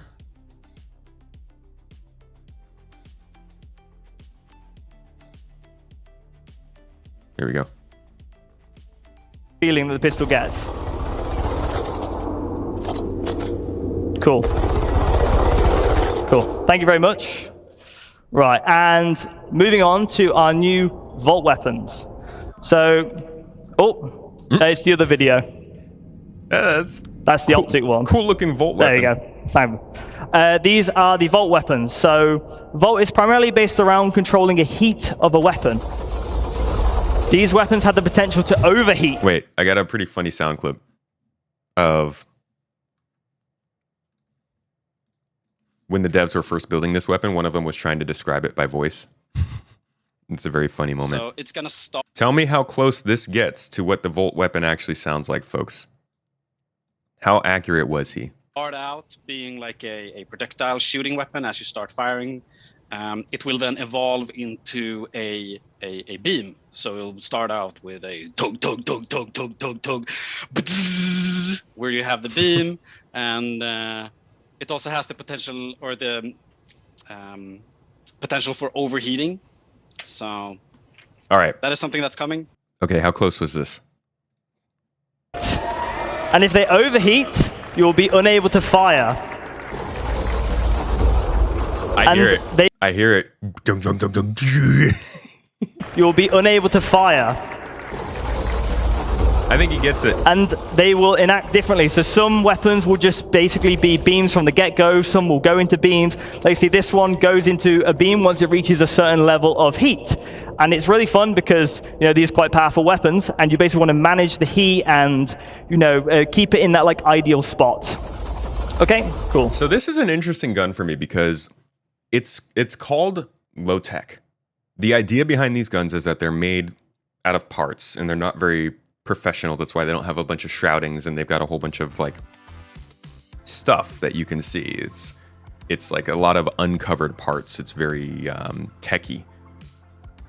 But at the same time, these also look like power weapons almost, and I'm wondering how these will balance against the ballistics. I love energy weapons as somebody who grew up on Halo for the most part.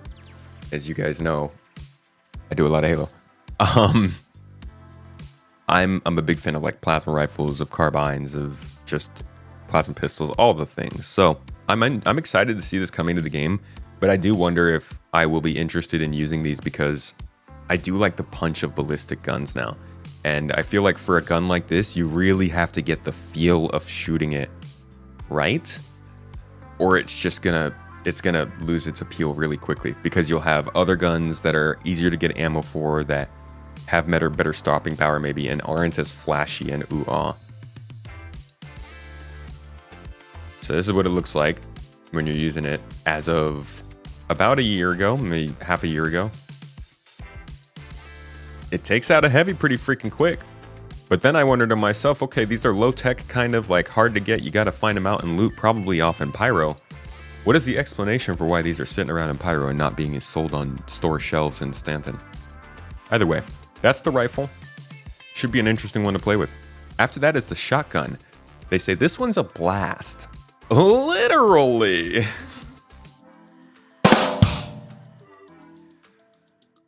As it heats up, it fires more pellets, making it an absolute menace in extended firefights. That actually sounds really cool. With a large mag size and solid heat retention, it's shaping up to be one of the scariest shotguns in the verse, but beware, push it too far and you might find yourself struggling at the start compared to more traditional options. Again. So, what's the stopping power? What's the actual power of this?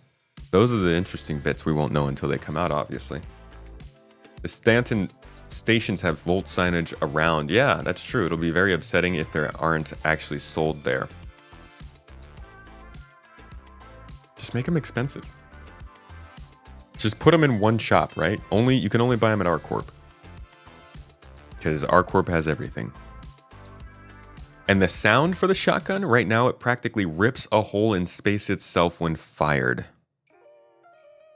It's incredibly meaty. Every shot feels like pure devastation. I'm imagining shot like Mass Effect 3 shotgun sounds.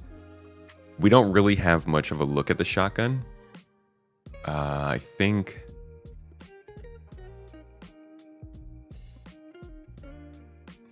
That's weird. Well, let me find the video that has it, and I'll just show you guys what they showed us. I'll actually show you there are other weapons. So weapons are becoming a thing again. FPS is now coming back into focus, even though it never really left, in my opinion. Combat's always been the focus of Star Citizen, but it's pretty clear that like FPS interaction is becoming more a focus again. It might not just mean weapons. It could be door breaches, tasers, deployable shields, new types of grenades. It could even be new like salvage or mining tools and items. I'm hoping we see salvage charges soon to blow open holes on ships and get inside. But what we're looking for is a look at FPS weapons. Here we go. Welcome back to So the Volt Rifle is another new weapon. What the f...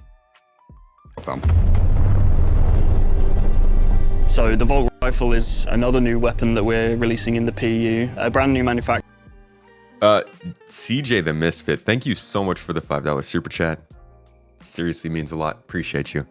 Said it would be cool if lore-wise someone got their hands on a Ripper and reverse engineered it and made a gun company out of it.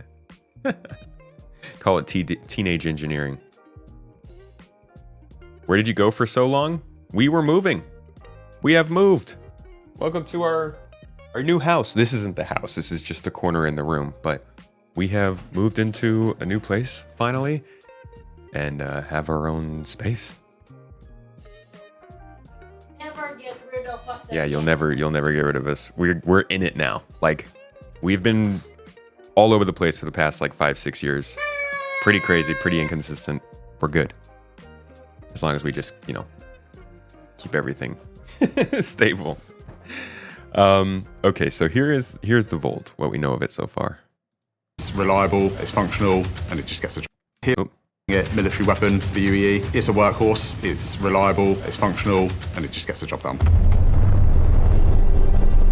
So the my Volt Rifle ears. is another new weapon that we're releasing in the PU, a brand new manufacturer for the weapon content team. Volt are a electric and beam ammunition type, using electric batteries to power their weapons. They're very techy. That's another thing that we're starting to see. Electric batteries. It's not... Don't take it lightly that they're talking about that. That's engineering. Electric batteries, we're going to have those in our ships, in outposts, in weapons, and in armor. And you'll have to like make sure they don't actually die. They feel very professionally homemade. It's not thrown together, but also it's not professionally manufactured. This is the manufacturer who relies on cheap produced goods, but they still wanted it to look cool and shiny, but they are not really reliable in terms of long term. Dude, what is a freaking... That's a ridiculous amount of power right there. 450 amps at 148 freaking volts. Holy crap. The battery is actually not that big. Wait, no, that is a massive battery. 3,000 amp hours is freaking huge. That's like 1,000 times a phone battery size. It's incredibly dense and also a ton of power. I would not want to carry this thing around. Use. We wanted a manufacturer where people could use these weapons and then they could also repair and upgrade and kind of, you know, they look like you would be able to strip them down and kind of field repair them, or, you know, work in your workshop in your ship, or, you know, in your habs or wherever, and kind of really get into the nitty gritty. What's the warning say?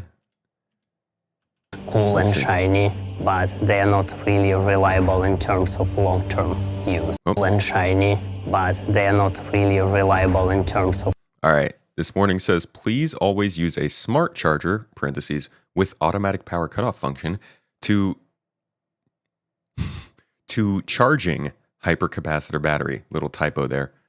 Charging battery without on attention. What? Charging battery without attention. Without an attention may cause battery explode. May cause battery explode. Battery go. When charging hypercapacitor battery, please always put the battery in a wireproof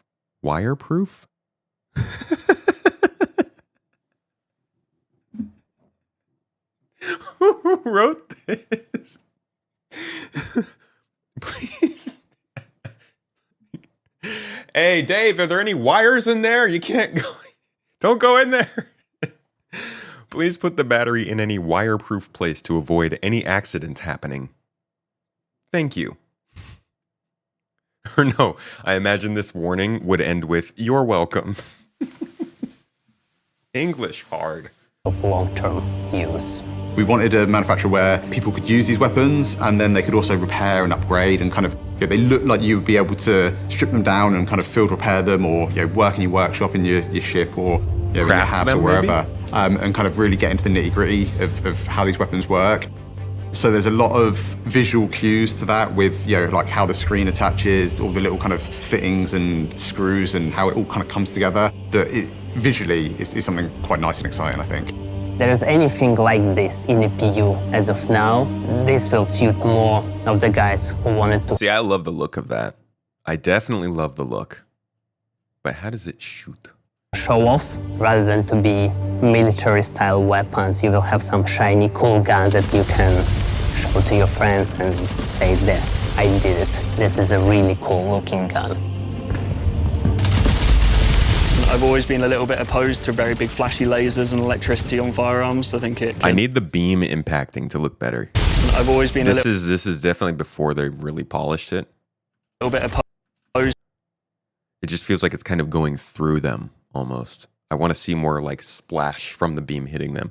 Give me a little bit of that plasma feel, you know? Take me back. I'm sorry, everything's Halo in my head. To very big flashy lasers and electricity on firearms. I think it can drift away from my idea of traditional firearm. But I think working within the confines of what Volt as manufacturer are, being a home-built kit that you could order online supposedly and manufacture yourself. Dude, it I is think really fits into dispatching the these idea guys, of it though. being more of a fun ammunition type. This is still work in progress, but you can see the direction where it's going. All right, so this one is also, this one's in-game. I still haven't seen this in-game yet, but it is a thing. There was... And there's this thing, which they still haven't said anything about. There was another Volt weapon that they actually showed off during this video.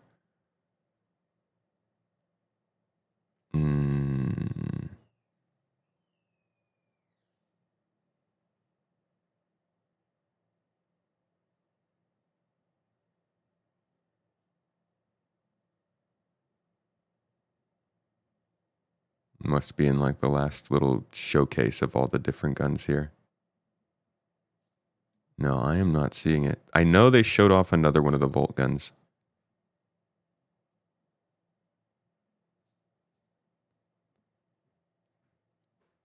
Kind of weird that I can't find it.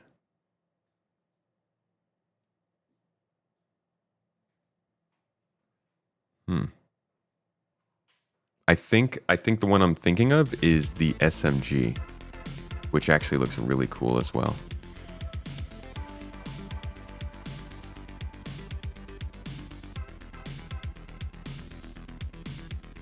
Everything is Toe Jam and Earl.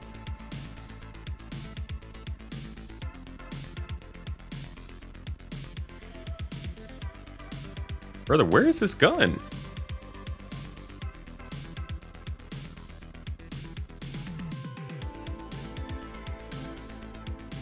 I know there's only one shot of it, but it shouldn't be that hard to find. That you could order online supposedly and manufacture yourself, I think really fits into the idea of it being more of a fun ammunition type.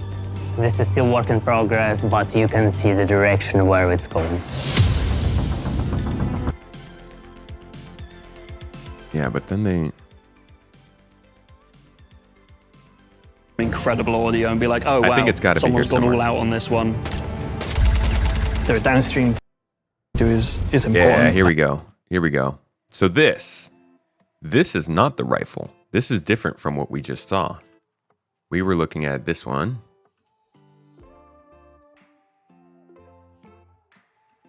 And this one clearly has a slightly different construction, not as long a barrel, these like green hexagonal kind of shapes here. but it's got a lot of that same. I mean, it's pretty similar. It's got a rail up top here, so it's like it's shorter, but you can see the used assets: the yellow, the end, this part on the bottom, everything. That'd be cool if they were modular. That'd be very cool.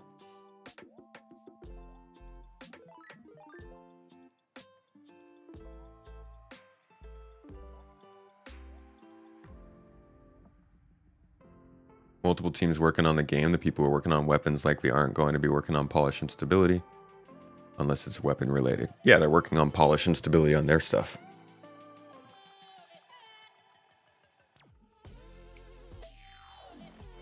You just noticed you got a gifted membership. Thank you, kind stranger. Congrats. Check out the exclusive videos on the main page on the channel, Tyler. They didn't say everyone's fixing the game. They're focusing on stability, but not everybody is. Comes with a cube puzzle on the barrel. Little Rubik's Cube. You know, it is still a first-person game, and I think that... So this one's immediate beam. This one has no projectiles, unless the heat... Wait, the heat's already up there. Involved into it. You know, it is still a first-person game, and... Yeah, there's no heat. So even without heat on the SMG, it's just a beam weapon. So this might be our first dedicated beam weapon in Star Citizen. I think that, you know, the work we do is important. I hope we're a significant part of your... Oh, did you see that reload animation? That was sick. The little cubey things roll in the barrel when they change over. You know, the work we do is important. I hope we're a significant part of your interaction. God, okay, sorry. Little geeking out on that. So that... They don't have an SMG here. So what was that? Oh yeah, the Ripper is a beam weapon, you're right. But I think the Ripper uses the mining laser, the cutting laser, right? I think that... What is this? You know... They didn't say everybody in the company's fixing the game. Involved into it. They said they're focusing on stability.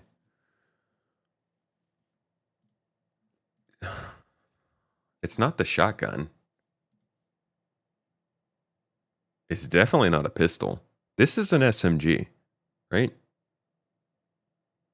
So this must be something that they're not including in this announcement. Because they've got a shotgun here, a sniper rifle, and a pistol. Unless they canceled an SMG, maybe this is a future Volt weapon that we'll see released too. Because they do say they want to do regular releases after Q2. So maybe this would be one of them. A secret Volt weapon. The Volt Sniper is a terrifying fusion of the Scalpel and the AO3. It cranks up its RPM as it heats up, making it high risk, high reward. Mastering its recoil and heat management will separate the deadly from the doomed. Those who can handle it will dominate. That sounds like a freaking fun sniper rifle to use. If its mechanics don't intimidate your enemies, its sheer size will. This thing is an absolute unit. Easily the most imposing sniper in our arsenal? Wow. That's pretty... They have some big snipers. Actually, maybe only one or two. Scalpel's pretty large. No, that's not the rifle. The rifle looks like this. This is the rifle. This is something else. So, there is a mystery Volt weapon that they are not releasing in Q2. That's probably the future stuff.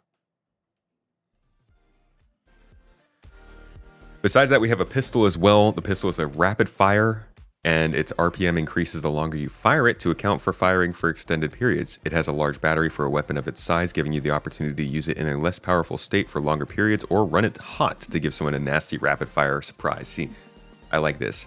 This might be my plasma pistol of Star Citizen. Yeah, I think this is an SMG kind of situation. Even just the But ways it's still that a first-person game. even just the and ways they're I showing think it, that, it's just you like know, the very. work we do is important. I hope we're significant. Anyways, that's the Volt weapons. Hopefully they come soon. I keep looking at the camera over there. On to the next one. Vehicles in freight elevators. The team is prioritizing improvements related to vehicles on freight elevators, but first the focus is on improving the quality of life aspects of freight elevators to make them more user-friendly, such as enabling mining bags to be sold directly from the warehouse and the commodity redistribution feature, which will allow players to split and merge. See, these are the kind of, they're not bug fixes, they're just improvements that, that's quality of life. Being able to split and merge boxes is going to be great.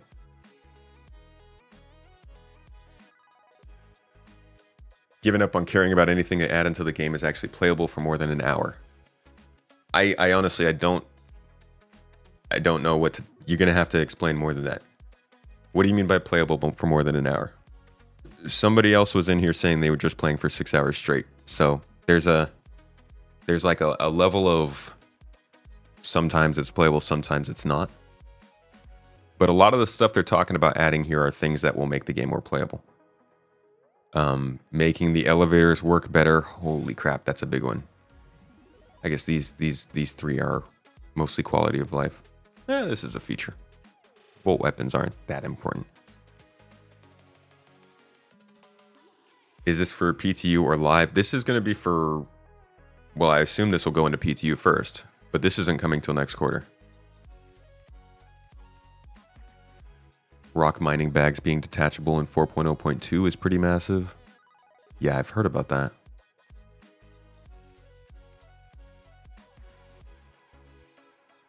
Won't be able to do with box missions.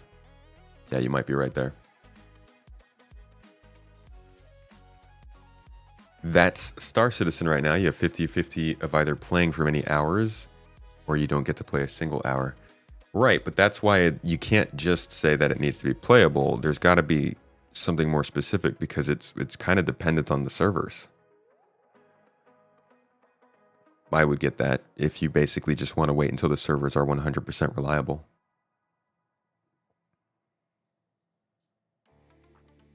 Something as simple as elevators not working stops you at login, unfortunately, and for me that's so annoying.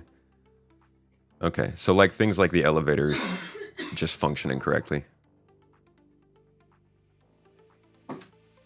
All good. This is Q2 would mean our April, May, or June updates. Remember, this isn't talking about, they're not doing stuff just in the quarterly update. We don't know when this will happen because we're getting our first. When does Q2 start? Does it start at the end of March? Yeah, so it's going to be the beginning of April, beginning of May, or beginning of June update, probably. Chief Tygun, thank you so much for the congrats. Appreciate you, buddy. I hope box missions come back soon. We need cargo missions that they're doing, but just with smaller amounts.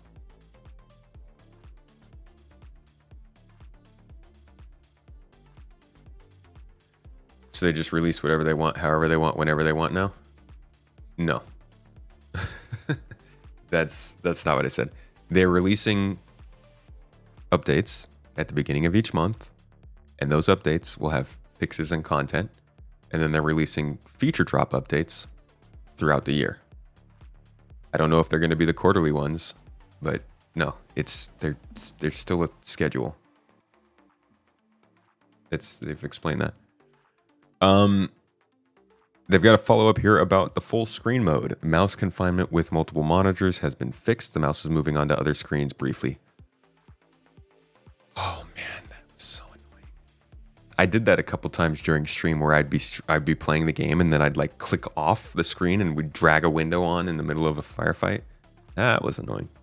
Capital letters with accents. What?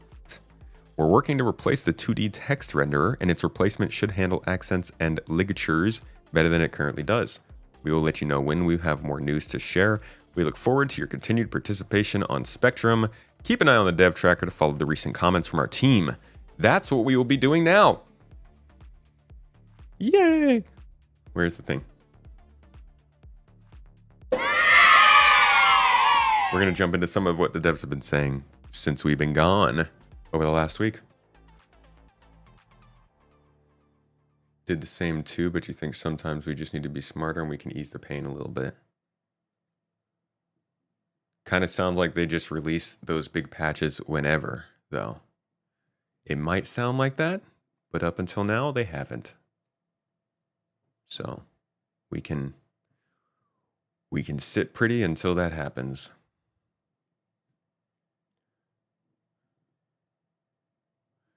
There must be a schedule, otherwise, how are they supposed to miss every deadline they set themselves? Great, chill, and informative stream. Thanks for coming through, Vectrex. Glad you've been enjoying it.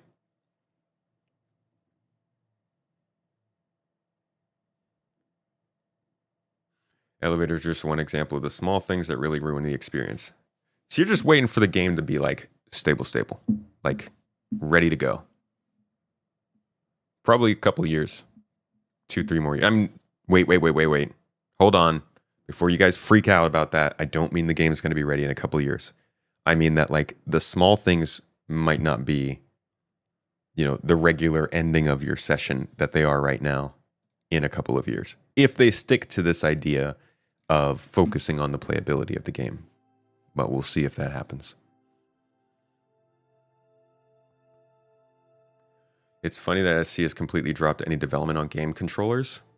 Didn't they just release an update for game controllers at the end of last year?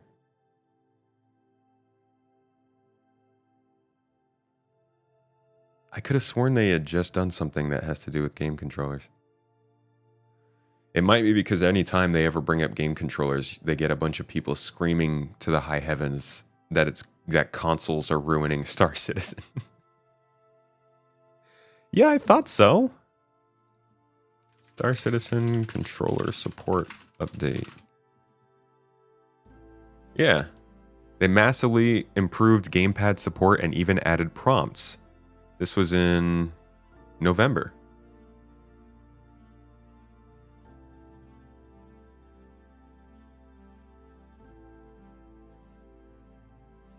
Flawless by 2026, dude. Oh no. Huh? One can certainly wish.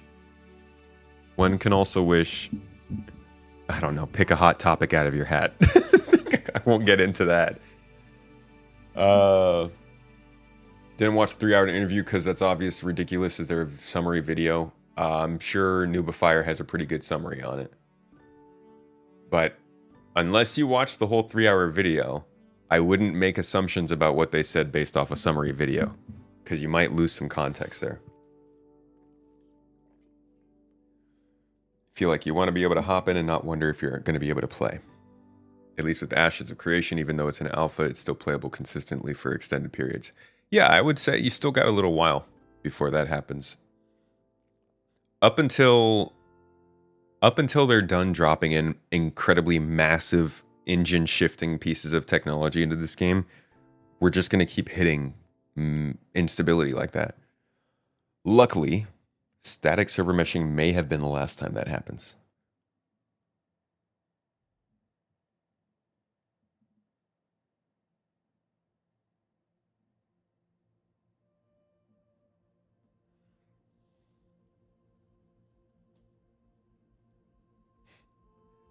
Kip, how's it going? The move went well. The move is still active. We're very much still moving. In fact, right after this, I'm gonna sign off and hopefully do a little bit of writing. But we're gonna go and get some more stuff for the house. We don't have groceries, so we've just been kind of eating the leftover crumbs from the last tenant from the corners of the floor and some of the dead grass outside. Yeah, it's okay.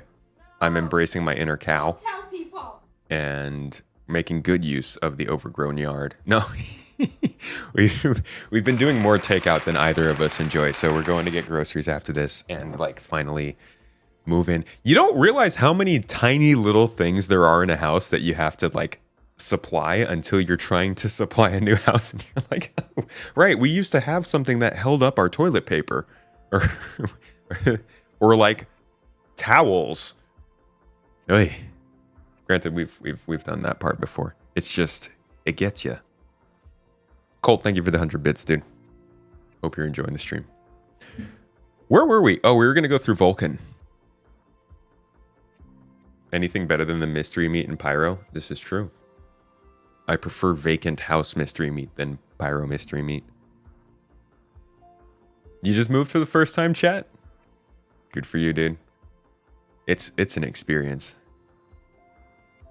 Oh, we definitely hit up IKEA. IKEA is not just a shopping time kind of visit for us. IKEA is a pretty regular visit for us.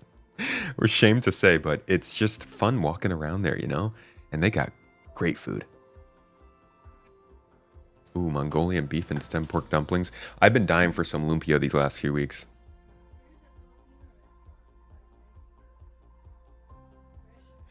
Nice. The place we've moved is also, like, my parents lived in a city that is just fantastic for building a family. It's got schools. It's only suburbs mostly. You've got parks. It's fairly calm. There's not a ton of traffic. It's like a calm city, and it's in a good place too. Like, you can get to a lot of major cities and places from here within an hour. But it's boring as f***, man, and like it's lacking so much of what we're looking for, from the shopping experience to just the general diversity of the people in the area, the age groups, the cultures, the backgrounds, the opportunity, like the stores that are around. Obviously, with Mrs. Tomato being from another country, we are looking for things that can kind of give us some reminders of that other country. Now, it's arguable who that's more important for, because I really love my Turkish stuff.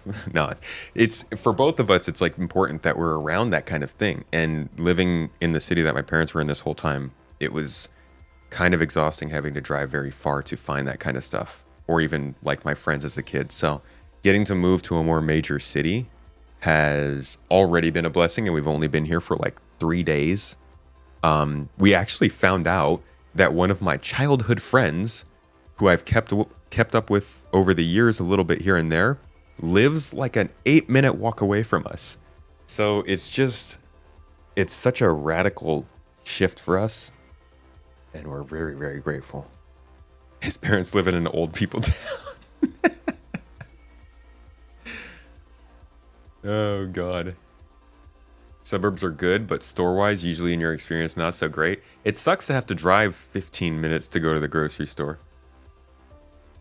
You moved from your small town of EPA to Oakland 2-ish years ago. So I got your place to where you want. Good. I've got friends and family in Oakland. It's a good spot. It's a very intense spot. Little expensive for my taste.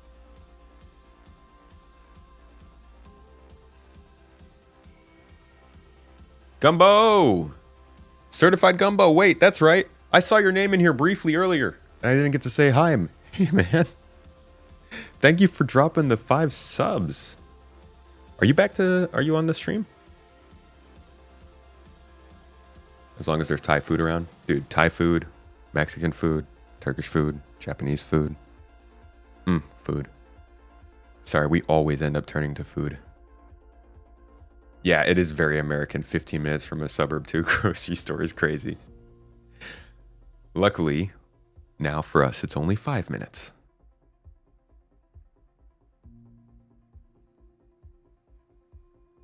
San Francisco Bay Area, where everything was close by to where largest town, Sioux Falls, is 3 hours away. Holy crap. Where is Sioux Falls is in Iowa? Oh, right, Kip, you're right. Korean barbecue is definitely necessary. We're both suckers for churros, and we actually, there's like an ice cream place near here. Now, I'm not crazy about ice cream, but I love the novelty of a cool place. And this is an ice cream place that... These are lies. He's lying. I mean, I enjoy some ice cream. But A pint in one sitting. yeah, that's enjoying. That's loving it. Okay, but I only do that every couple of months, maybe. I'm not crazy about ice cream all the time. Getting called out. I can't lie on stream. No, but I don't do ice cream all the time, but there's this place nearby that has like these windows that just pop open and they hand ice cream out to you, and it feels very like 70s-esque. And I'm like, we're gonna get some ice cream more nowadays. I'm thinking. You got an ice cream maker for Valentine's Day, and the first thing you did, you made yesterday, you made apple pie ice cream. That sounds really good, dude.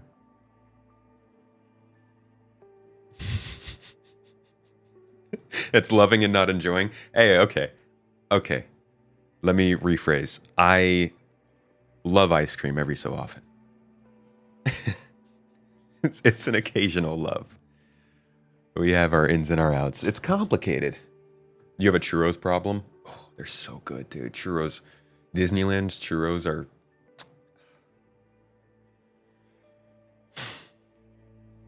There's one thing that's always true of this stream, and it's that we will always get distracted from Star Citizen by food. Sorry for everybody who's always coming for Star Citizen. I can see the active viewers number going down over time. Because they're like, he's not going back to the game, is he? No stream today, Gumbo? Well, folks, I'm pretty sure the man got a shout out. Give Gumbo a follow. Go check out his stream if you have a chance. Also doing some Star Citizen. Poutine cooking stream when? Mrs. Tomato, when are we doing a poutine cooking stream? You want to do it this Wednesday? I'd like to get a fry maker first. Fry maker. I am the fry maker.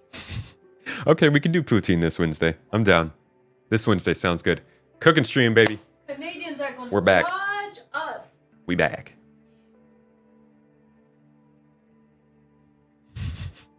That's when we'll talk about food, okay? We'll do it on the cooking stream. For now, let's talk about Star Citizen. So we have got a Vulkan update. Now, these are really fun to me. The rendering engine is like one of the weirdest parts of Star Citizen. I think that it's been holding the game back in some ways, and it still kind of does, in that we reached the Gen 12 milestone, but wait, I don't have to say this myself. Hold on, I'm pretty sure they explained this. Let me go back to CitizenCon 2020, 22? No, 21, I think.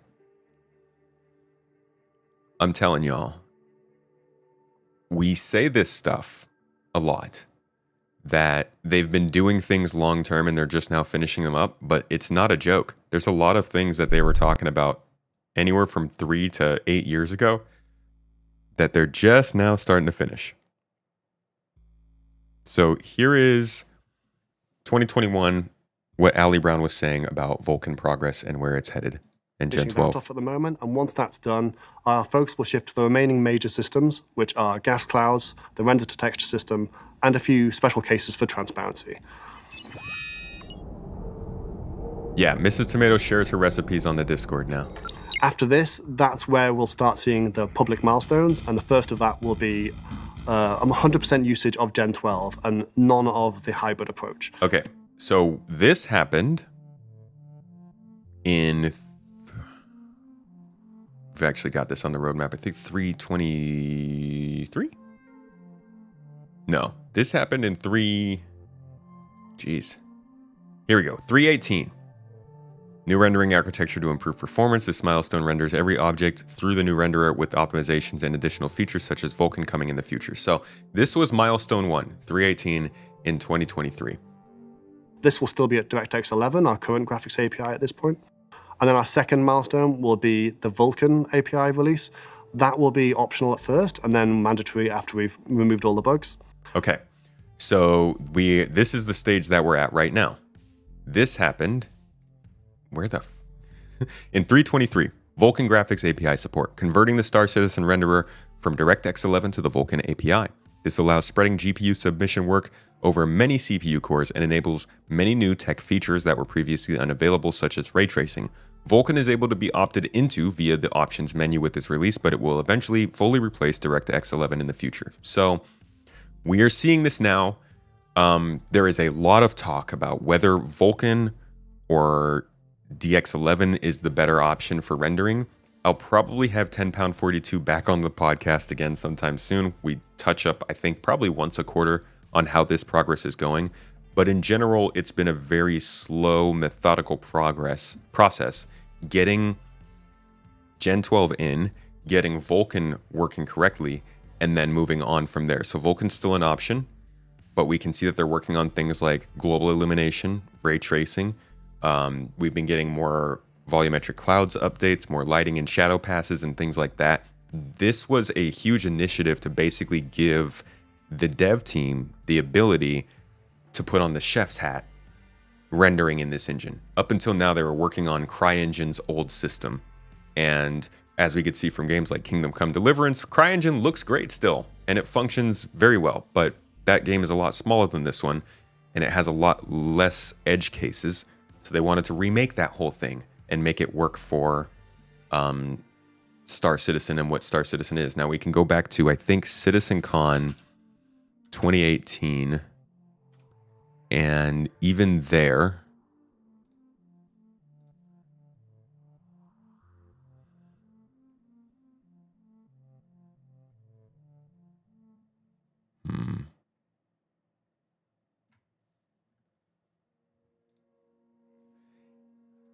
even there, I believe they're talking about Gen 12. Was it 2018 or was it 2017?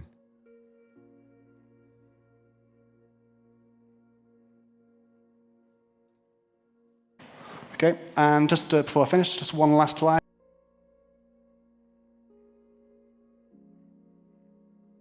So I'm trying to also just kind of show you guys the consistency of some parts of this company. I know that they've had some pretty big struggles, can confirm. And they've been very meandering.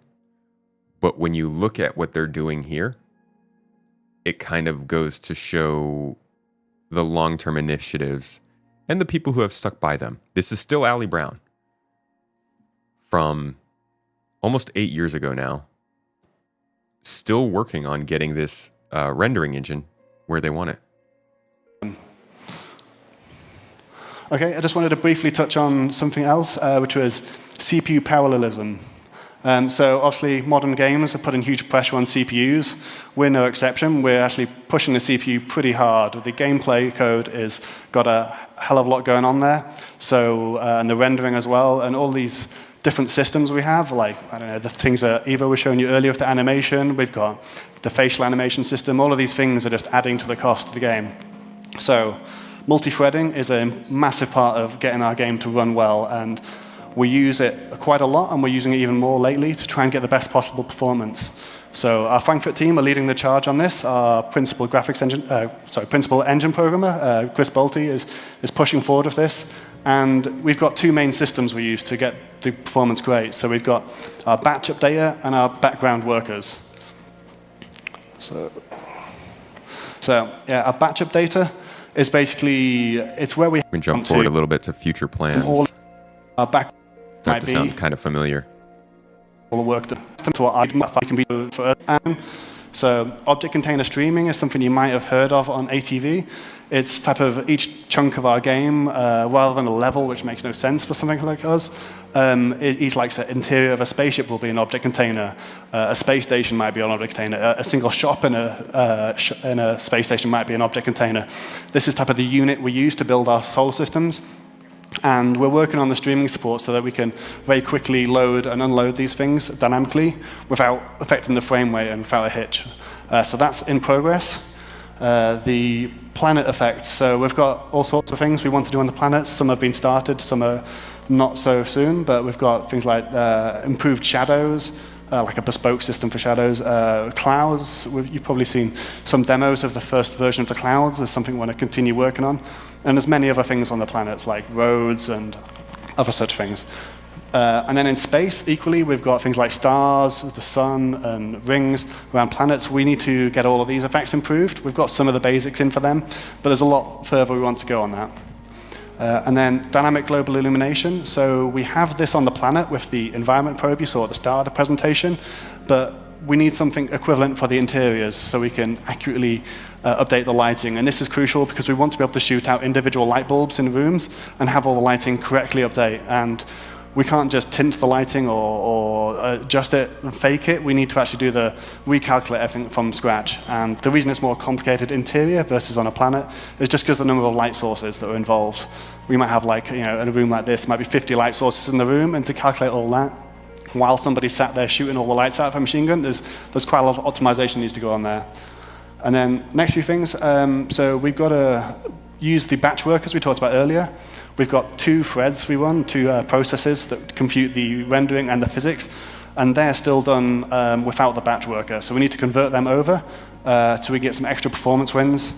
And then when we've done the render one, when we've finished that off, that's what's going to enable us to really take full advantage of something like Vulkan or these new APIs that really let us, on the graphic side, spread out the work across as many cores as possible. And that's where we're really going to get some real performance wins. Okay, and that sums it up, so I'll hand over to Brian. Hope you enjoyed. So there's a look at kind of what he was setting out as where they wanted to head back then. But I'm pretty sure there's one more.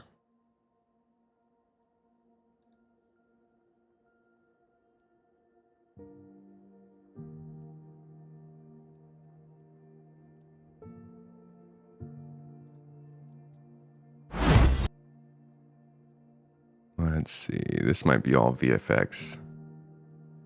Yeah, this isn't as much rendering. Taken from actual effects in game. So Spark effects. About 2019.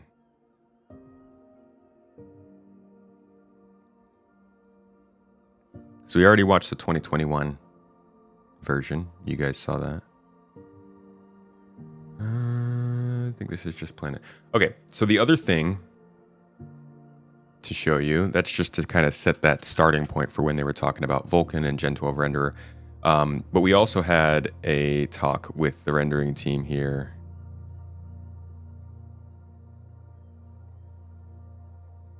Back in 2022.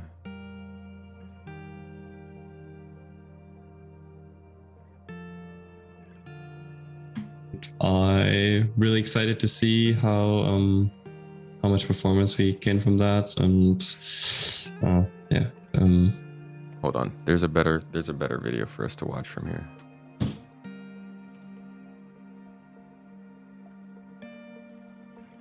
Gebbin 12. Where is...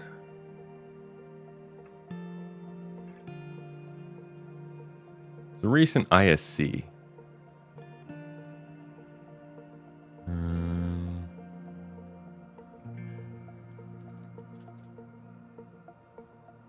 But I'm not finding it. It was a recent ISC where Sylvan was talking about Gen 12 and the work going into Vulkan and that kind of stuff. I'm hoping that I can get Sylvan on the podcast to talk about this from CIG's perspective. I know that he wants to get VR into the game. I know that he's got a lot to do with the rendering. So maybe, we'll see. We'll see what we can do.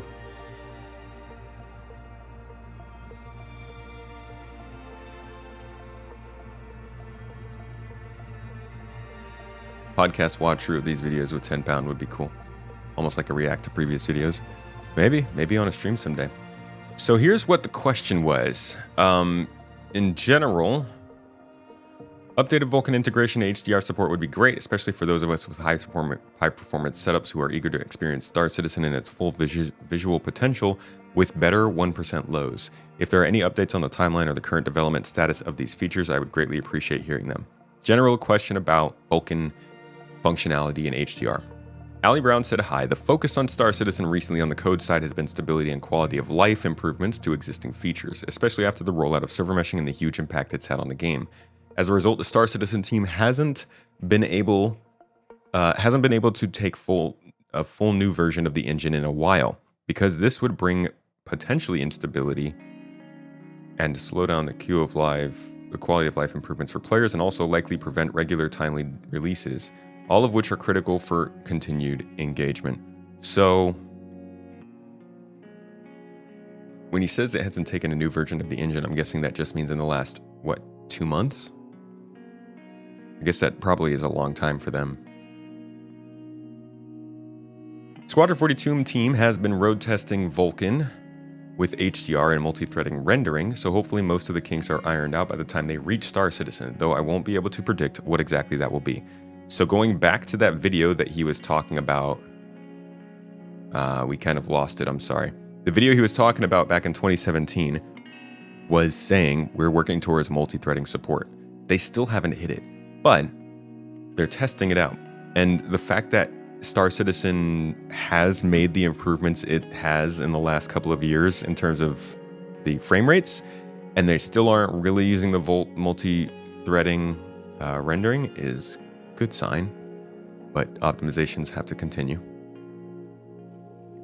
So it'll probably still be a little while. He's added some more details and context to the previous reply, though. When he said that Star Citizen hasn't taken a full drop of the engine, what that means is no full drop of the combined main branch, which includes every system, not just graphics. Individual changes are integrated into SC all the time if they are sufficiently decoupled and thoroughly tested. Lots of development continues directly within the Star Citizen branch, particularly with stability, performance, quality of life, and various new features for upcoming releases. It's just a little clarification there.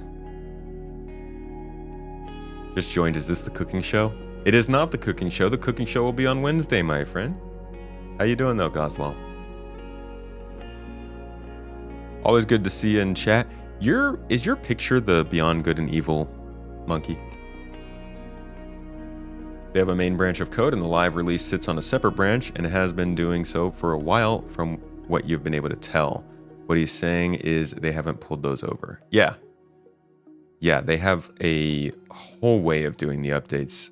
I actually have an explainer video that I will drop for you guys if you want.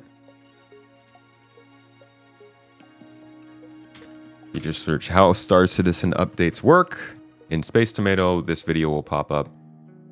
Not like one of the biggest, didn't go very far. YouTube be YouTube.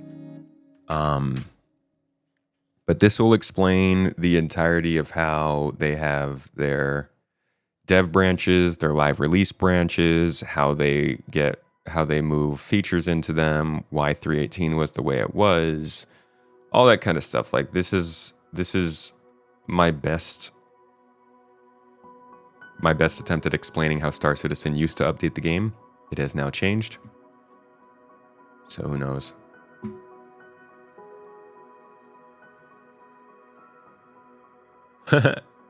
You think Beyond Good and Evil 2 will be out before Star Citizen? I don't know, man. They're both really pushing it for who can take longer.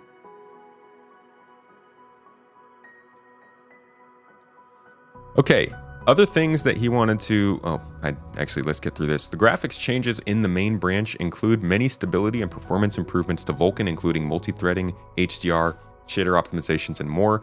However, they are intertwined with many other parts of the code base, such as wider rendering changes and profiling/memory management changes that touch every system. So the Vulkan changes can't trivially be integrated into SC without the rest.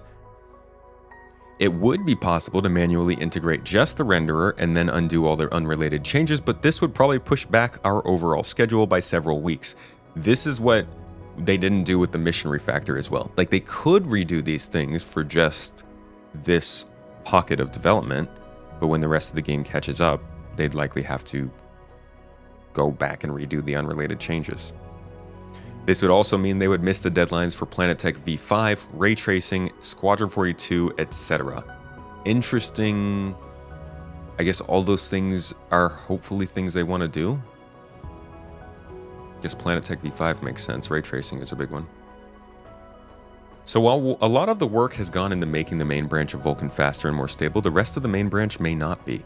And the company needs to take careful judgment about when to integrate, how long to test, and how much risk they are prepared to introduce to each release.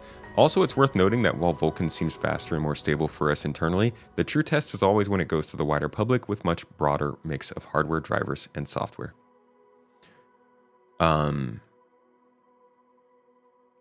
So I would suggest reading this whole thing. I'm not going to drag you guys through it, but this is generally just an explanation of there's a lot going on behind the scenes to make this update happen.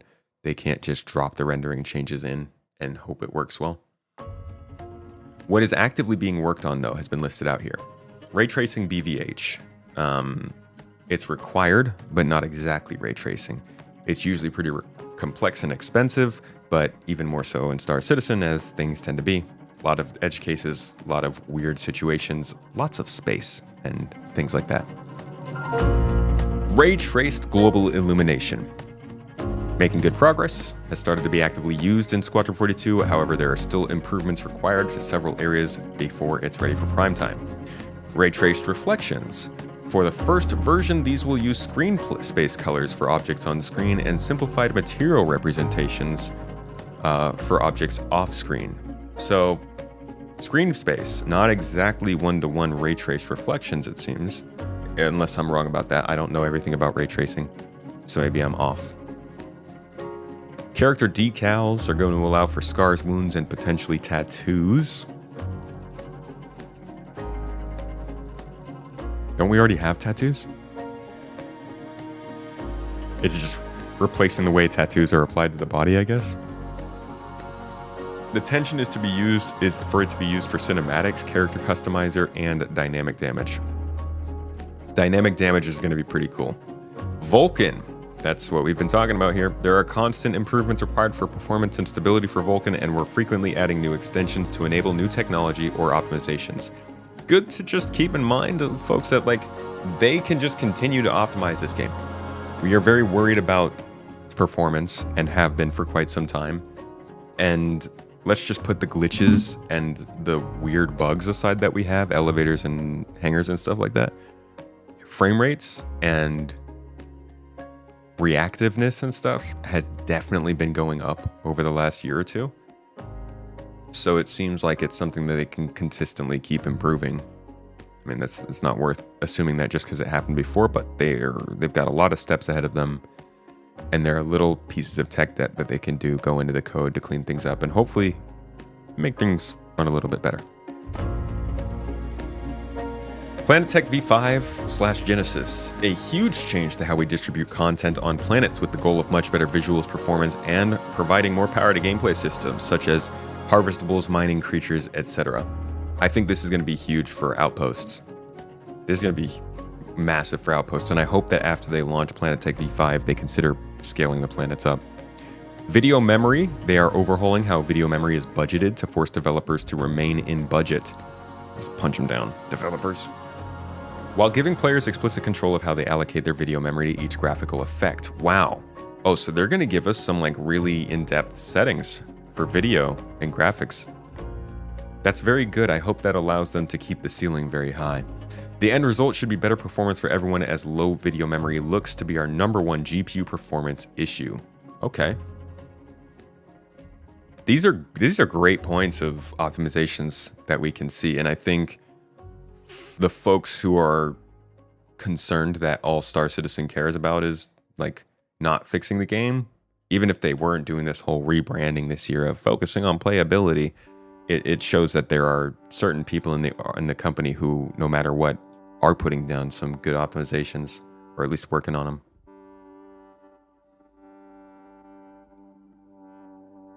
VRAM situation isn't looking much better this gen.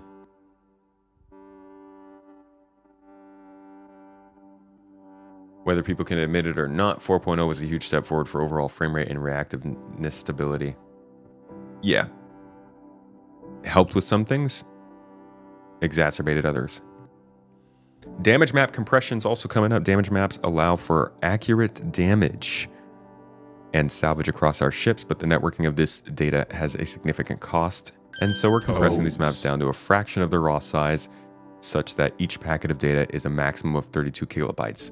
So we won't notice a difference there, but the game should run better, especially when it comes to salvage and things like that. These kinds of little things are going to definitely add up over time to make the game more performant in certain areas. I say definitely, I don't actually know that. I feel like they will. They look like they will. These are things that have clearly caused problems and things that they've obviously tried to identify as being the biggest issues they could deal with right now. Frisch, thanks for the sub, mate. Welcome into the 14 months, dude. Hope you're having a wonderful day and week. Late to the party, no problem, man. We still got a couple more things to go over. So this is all work in progress. They haven't dug into mega geometry like NVIDIA does, because NVIDIA mega geometry is NVIDIA only. It's a silly name for a feature as it has very little to do with what it actually does, but I guess accelerated BVH building from cluster geometry wasn't as easy to sell GPUs with. Gotta love software engineers.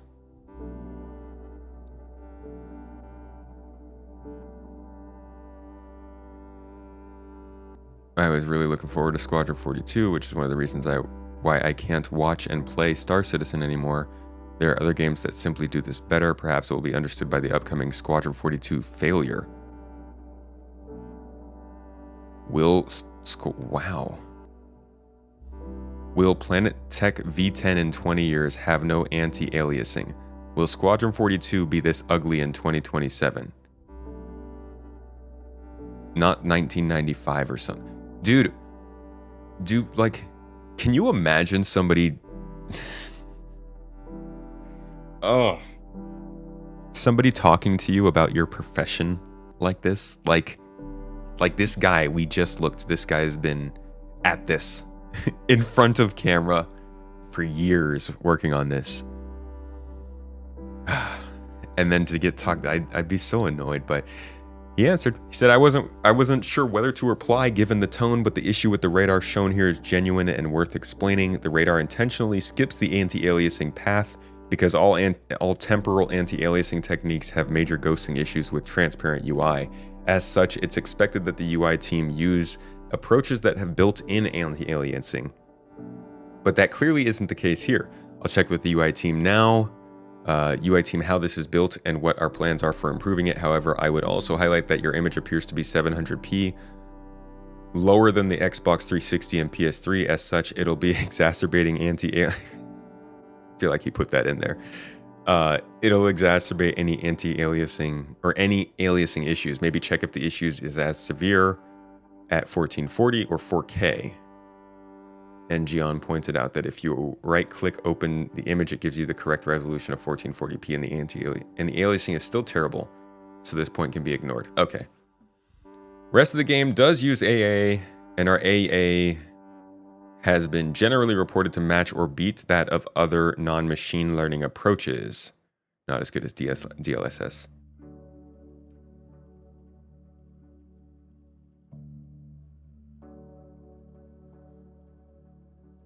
There's no game that does this better, but yeah. Does what better?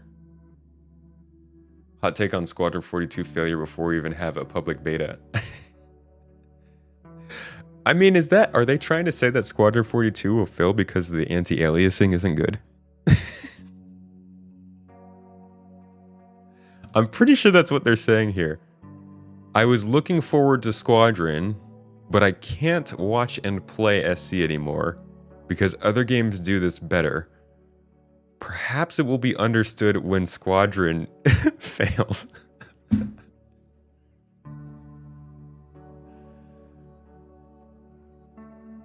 Well, I think that the fact that Ali is in here answering the questions about the optimizations is good. I wish, though, I do think that this is the kind of thing, and I'm hoping this is what Niku was talking about. They have a Discord for Star Citizen. It's like a community Discord to sign up for, and you can follow the server, and it does the official news releases. I think, though, that one of the things they want to do is start summarizing these kinds of info drops and push them out more officially, because this is really good info, but it's hard to find it if it's just in a Spectrum thread like this. Anyways, this is some information on optimizations, on Vulkan, on graphics work from the graphics team, not the UI team. Generally just the team who's working on like the renderer and the engine. Hope it helped. What's up, Flying Squirrel Man? How you doing? Good to see you. Giving the comment so much screen time?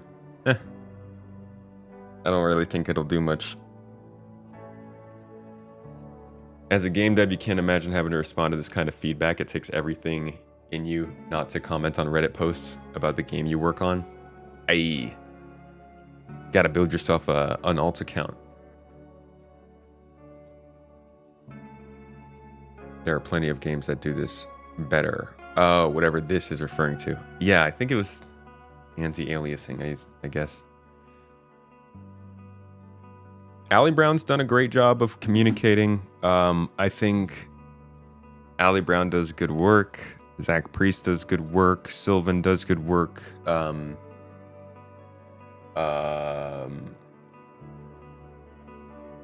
Benoit. There's like quite a few people who will do a good job of responding. Use the Star Citizen General News tab on Discord to check for PT releases moving to live. Nice.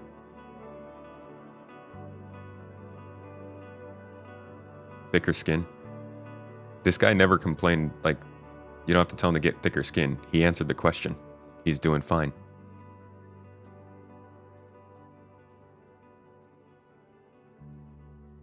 What's the worst that will happen by giving it more screen time? They'll get more toxic. I don't think anything, really. Having a tranquil night. Tranquil. That's nice, dude. I'm glad you're getting to relax. What happened to atmospheric flight shown at CitizenCon 2953? This is a good one. During the taking flight panel During the taking flight panel at CitizenCon 2953, the team showed off a genuinely cool atmospheric flight model while stalling an AFCS. Sadly, none of that work has made it into the game so far, which leads me to wonder, is this something that is still being planned, or is this something that has been scrapped? It's not. They just talked about it, I think. Did they? Maybe not. But these are like the things they have to continuously touch back on these things over and over to make sure people remember that they're still a thing. Everyone on the internet, dude, I don't understand how you are saying people shouldn't. This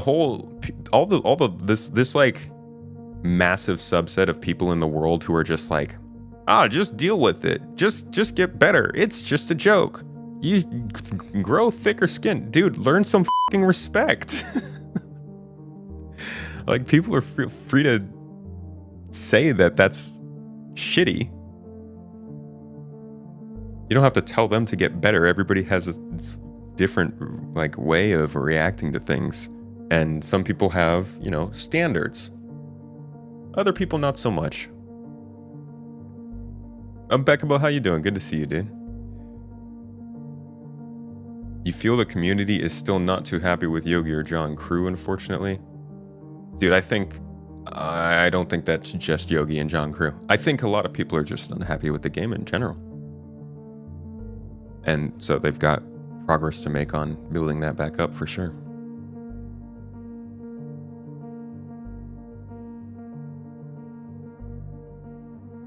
As a dev, I can't imagine everyone not always being nice to... All right.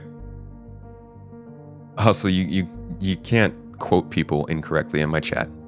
Like, you can have your arguments and your stuff, but if you're going to start direct quoting people and putting different words in there, I'm just going to mute you, because that's just going to cause more problems than it's worth.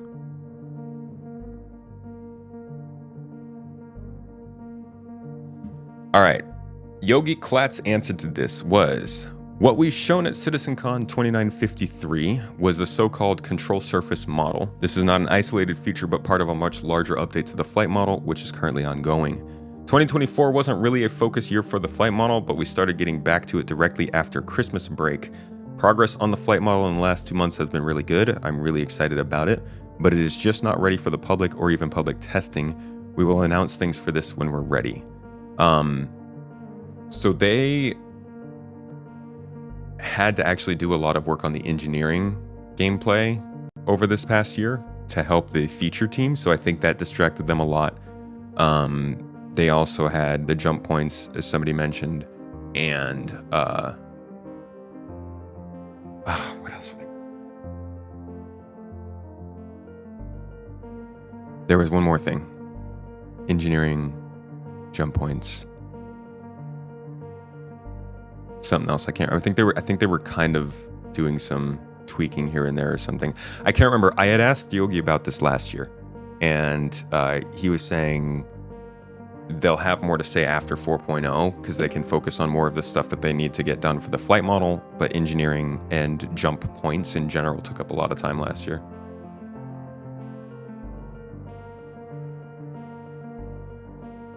Totally open to criticism and feedback. What sucks is the accusation that you don't care or phone it in. Bad takes and toxic behavior are not the same as valid critique.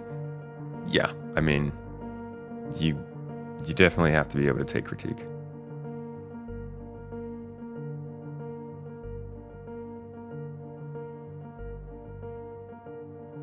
Think people wanted more updates to master modes.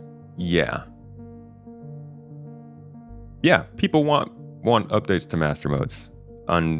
Unfortunately, it ain't quite happening yet.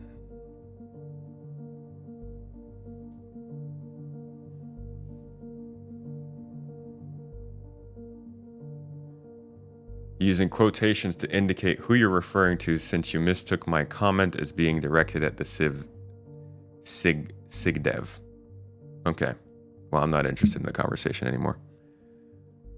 Yeah, I'm just gonna drop this. I don't care. You just want quantum boost? Quantum boost could make exploration so much more fun in this game. So they had a pretty long response. This actually isn't the person who responded. They had a pretty long response though about just the flight model being released as it was. I'm not gonna read all this, but it looks like it's just people are just unhappy that the flight model is in a midpoint and not in a place where it feels like it's finished. Finished and being refined. Instead, it just feels like it's still being worked on. People really want something that like feels like it's going somewhere. See you later, Kip. Have a good one. Was good to see you. All right. Next up, we got a little update on AUEC exploits and account suspensions. Oh, this was last year. I don't need to go over this. I guess they just had a little response somewhere with this. Why did this come up? Were there new comments here?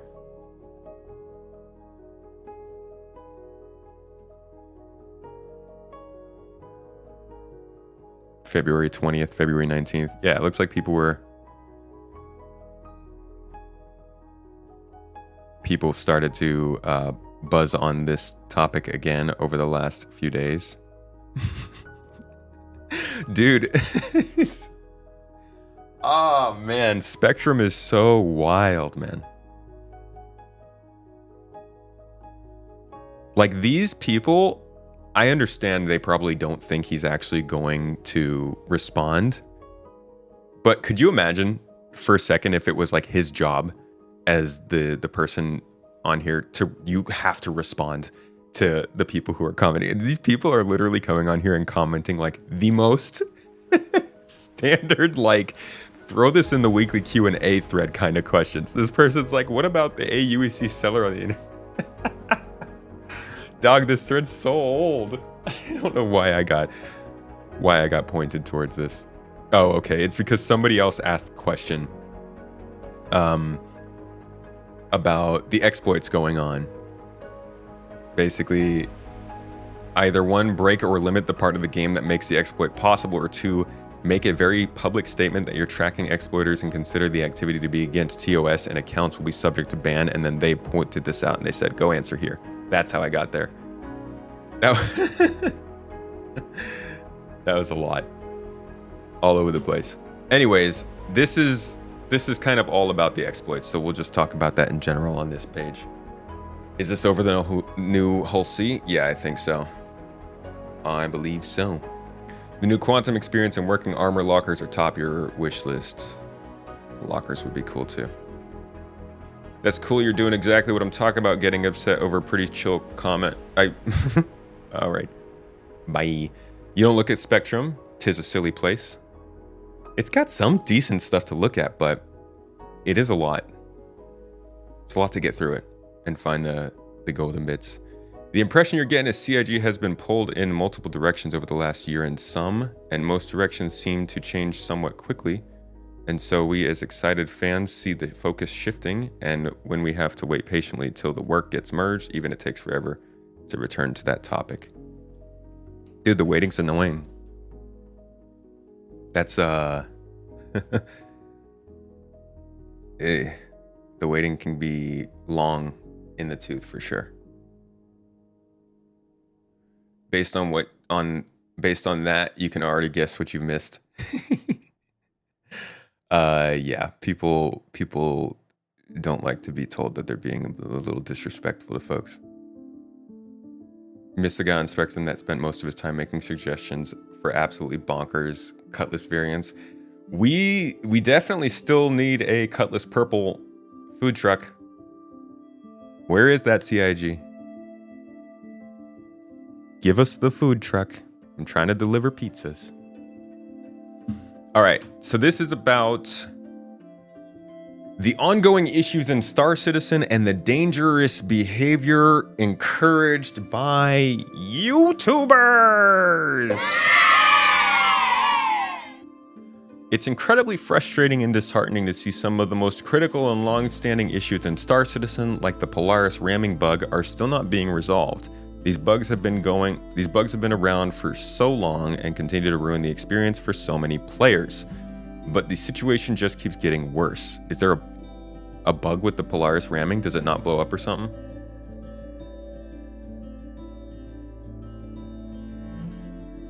Most recently, something deeply troubling has come to light. YouTubers publicly shared an idea that has now led to players actively exploiting it and causing harm to others without any benefit. The concept that was shared is one that encourages griefing, which has already had a devastating impact on players like me. Griefing, for those who don't know, is when someone intentionally ruins the game for others for no reason other than their own amusement, often causing players to lose progress, ships, or just general sense of enjoyment in the game. I'm just going to stop this right now. This is not going to be a conversation about what griefing is, folks. We just had to get through that sentence. Don't worry, everybody's got a little different idea. Let me explain exactly what happened. While we were attempting to take our ship from the hangar, someone took advantage of this knowledge and targeted us. They brought a bomb inside the entrance during the process of us placing our cards to open the hangar doors, attempting to destroy us and our ship. Thankfully, I was able to prevent them from succeeding in that instance, but the worst part came shortly after. When we finally managed to get into the hangar doors open when we claimed the ship, and the same players began bringing nuke bombs in, this time with the explicit goal of killing players for nothing. And let me not forget, the saddest thing of all is when you see players in NoClip. Oh, I was thinking NoClip, the YouTube channel that does documentaries. Like, why are we talking about them? They go through walls because I went back to get my body and found an AFK player that could go through. This kind of behavior is absolutely unacceptable. It goes beyond normal in-game challenges. It's a form of harassment that undermines the whole spirit of the game. What's even more frustrating is that someone with a large following, like YouTubers, is promoting such harmful ideas publicly. We need to ask, what measures are CIG planning to take to prevent players from sharing and acting on ideas that lead to griefing like this, brother? Oh no! Is he trying to ask CIG to censor people on YouTube? It's not gonna work. The fact that such actions are even possible in a game of this scale is disappointing, and every day it seems like there is no real response from the developers. I understand that Star Citizen is still in development, but when will these significant gameplay issues be addressed? Why is the community allowed to get away with these types of harmful behaviors, especially when it's so clearly damaging to others' enjoyment of the game? I'm getting more and more disappointed by the day. This is a game we've all invested time, money, and into. It's becoming a toxic playground. So I ask, how many of you would support the idea of shutting down the exploit videos of YouTubers? His content and ideas are directly... He says his. Say the name then. His content and ideas are directly contributing to a toxic environment and is impacting the enjoyment of players who simply want to play the game. CIG, what steps are you planning to take to address these problems? Bro.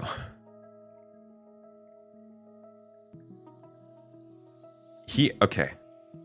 Hold on. What measures are CIG planning to take to prevent players from doing and sharing these? And then again, what steps are you doing to address these problems? One more time at the end, too, please. How are you planning to protect players from griefing behavior that is actively being promoted within the community? It's long past time for action. This is truly heartbreaking. This is a long post to just ask. Like, there's so much anger here, man. It's Foxy they're talking about? It's board game. I don't know who they're talking about. Is it me? Did I do it? Who are the YouTubers? So you gotta really break this down, man. It's Foxy Loxy? Okay. Man. I mean, I get where they're coming from, but it's so wrapped up in something that feels like it's very much about the fact that Foxy made a video. Obviously, CIG needs to do a better job of hitting exploits, of making sure that people can't abuse the systems of the game to, like, ruin other people's experience. But that you can't tell people you can't post YouTube videos. So where was the dev response here? Okay, so CIG responded to this. They said, hello. Good start, good start. If you have a specific complaint about an account that you have interacted with in-game, the appropriate vehicle for reporting this is to customer service. Big ol' caveat there that you have interacted with in-game. CIG's not going to be able to do anything to you guys if you're just posting something on YouTube or like on your website. They're going to disavow you on the main page. However, as this is not an issue that can be addressed via Spectrum, we are calling this to close. Yeah, like this is such a non-issue. It's kind of wild to me. I thought this was going to be something that was a little bit more crucial, but no. Silly behaviors encouraged by YouTubers. Do they just use an extreme term like harassment to refer to gameplay they dislike? I mean, getting pat-rammed is not what you're supposed to be doing. There are people who post how-tos about these exploits because they want people to abuse them because their logic is that it'll get fixed sooner. Right, see, now that on its own is a whole debate to have. I actually kind of talked about that a little bit with Space Cutlet on the podcast this week, but you can't ask CIG to do something about that. The only thing you can ask CIG to do is to take better care of their game, which everybody's already screaming at them to do that. They can't do anything about people posting about those exploits. If anything, the people might be right because it gets abused more. It creates threads like this and people who are screaming and getting mad and angry. And if that spreads enough, then yeah, it'll cause enough noise that CIG will go and fix it. So in practice, those YouTube videos might work, but posting this might actually be part of making it work because you're making other people more aware. Space Cutlet really didn't seem happy he had to make a video about that money glitch. I don't think he wanted to. To be quite honest, folks, as somebody who makes YouTube videos, we don't want to make YouTube videos about everything. There's definitely certain things that everybody wants to make videos about. It's like taking pictures. you might have a phone with a really nice camera on it that can take amazing pictures of everything you see, but there's certain things that you're more interested in. It's very likely that he wanted to make a video about, you know, just doing cool pirate stuff, but instead made one to make a point. And whether that point is made or not is up to everybody's take, but it's the motivation's not always just to make the video.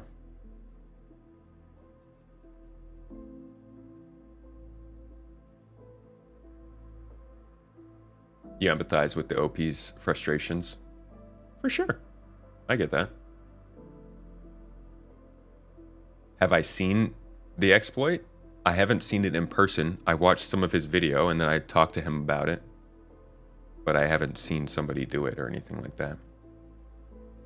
Downside to him publicizing it like that, though, is CIG was likely tracking it, but on the back burner due to its low impact. However, now they have to readjust and focus it from other big bugs. I think, though, that he only posted it because CIG didn't say they were tracking it. And maybe that's another conversation to have, because it's a lot of work to post every bug that's being tracked. It's a little ridiculous. But maybe if that was posted in Spectrum beforehand or anything like that, then they should, like, a dev needs to jump in there and be like, we've got this on our radar or something to let them know. It might not be fixed now, but it will be fixed at some point.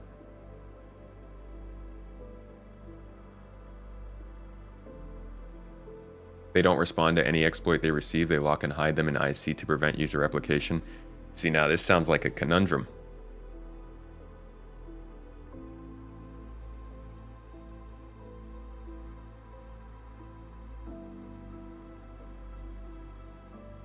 Don't want to put words in Zero's mouth, but a lot of people want them to fix the game and stability instead of adding new features for a while. Zero? You mean Space Cutlet? Hey, Leaf, good to see you in chat, dude. How's it going?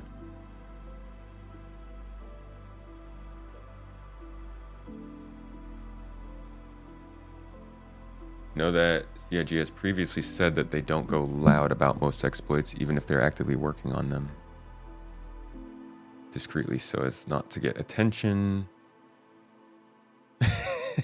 You got your YouTubers confused. Yeah, I mean, so if they don't talk about the exploits and they don't tell people when they do or do not see them, then yeah, that's a hard call. Don't bring attention to it and assume that CIG is going to fix it. Do bring attention to it and force their hand. I don't think there's a right answer there. I think that's...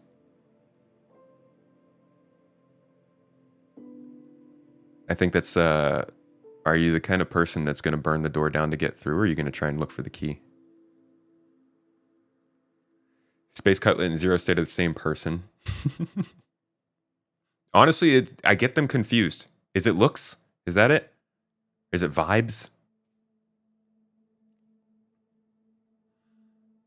The discrete approach is smart.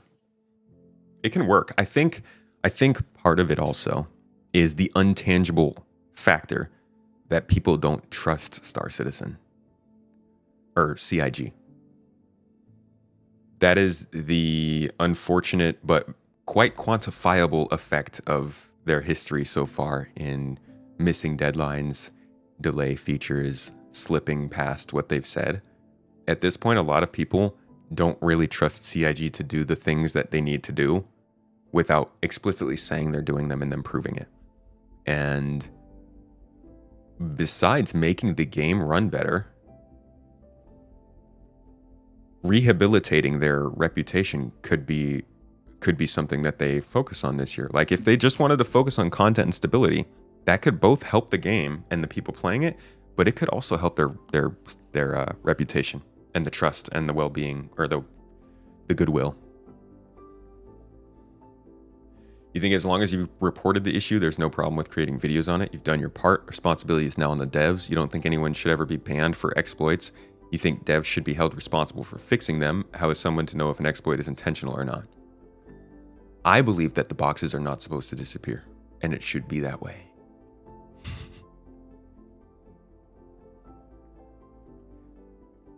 Can imagine that CIG is also thinking we will fix it when we get around to making it more detailed. There are a lot of bugs like that that get fixed when the system that they reside in is getting changed. Quantum travel, I think, is something like that. The map rework was kind of like that. Question is, how many patches would it have been? Yeah. To get it fixed is like trying to force their hand to focus on the glitch instead of carrying on with the work they know is important. But the work that they know is, or the work that they say is important, is shifting by the month now.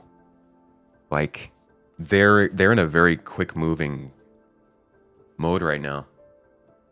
And I agree. They have, when you're working on something and you've got a plan, we all know this. If something gets thrown into that plan, it throws you off. It makes everything harder. Even if it's just something that throws you for a day or a few hours. If you've got a schedule throughout the day and then you have to make a stop somewhere, it messes things up. Same thing can happen with game development. They've got a plan. They get this random exploit. They got to figure that out. But I think part of being a good game development company is probably figuring out how to work that into your workflow on a weekly or monthly basis. Just stability.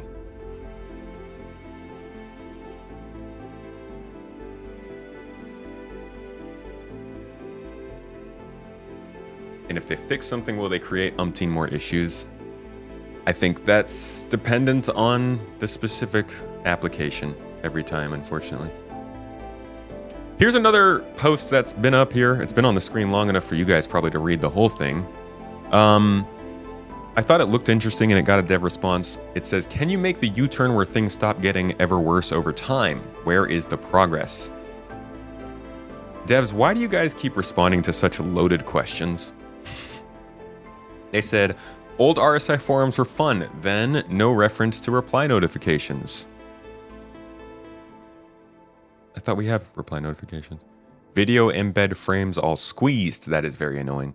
Not accepting some image files for upload, endless load process. Logout every day, presumably because of IP address change. I freaking hate the logout. Oh my God. Sweet I'm so tired of logging into CIG services.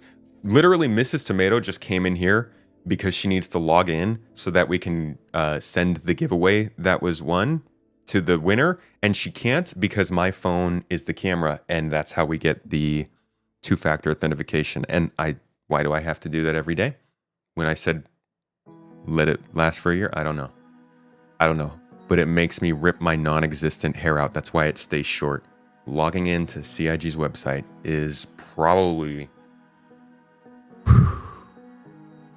one of the worst crises facing the US right now. And I hope CIG fixes it. Maybe we should make a video about it. Those YouTubers! Alright, new layout, wasted more screen space with no real usability. Logout every day fixed. Spectrum not loading. The Spectrum not loading unless retrying a ton of times. Logout every day is not now back too. It is true. It is true. Hello, Dolphin. Thank you for your feedback. We are working on improving Spectrum's quality of life as we update the UI of it this year. Confirmed update to Spectrum this year. The past year was dedicated to getting our tech stack up to date. Now we are ready to answer the issues. To make our communication clear on what we update, we'll make Spectrum posts to inform of our changes when they are visible. Do not hesitate to let us know if you have more feedback and requests. Okay. Well, I look forward to it. Oh yeah, this would be great. This would be freaking fantastic. They should do this. I'm gonna upvote this. I can't upvote it. Because why? Why can't I upvote it, everybody? I don't know. Let's click and see. Why can't I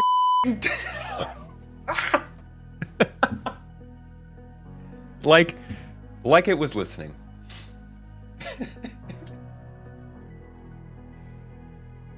Sorry. I'm okay.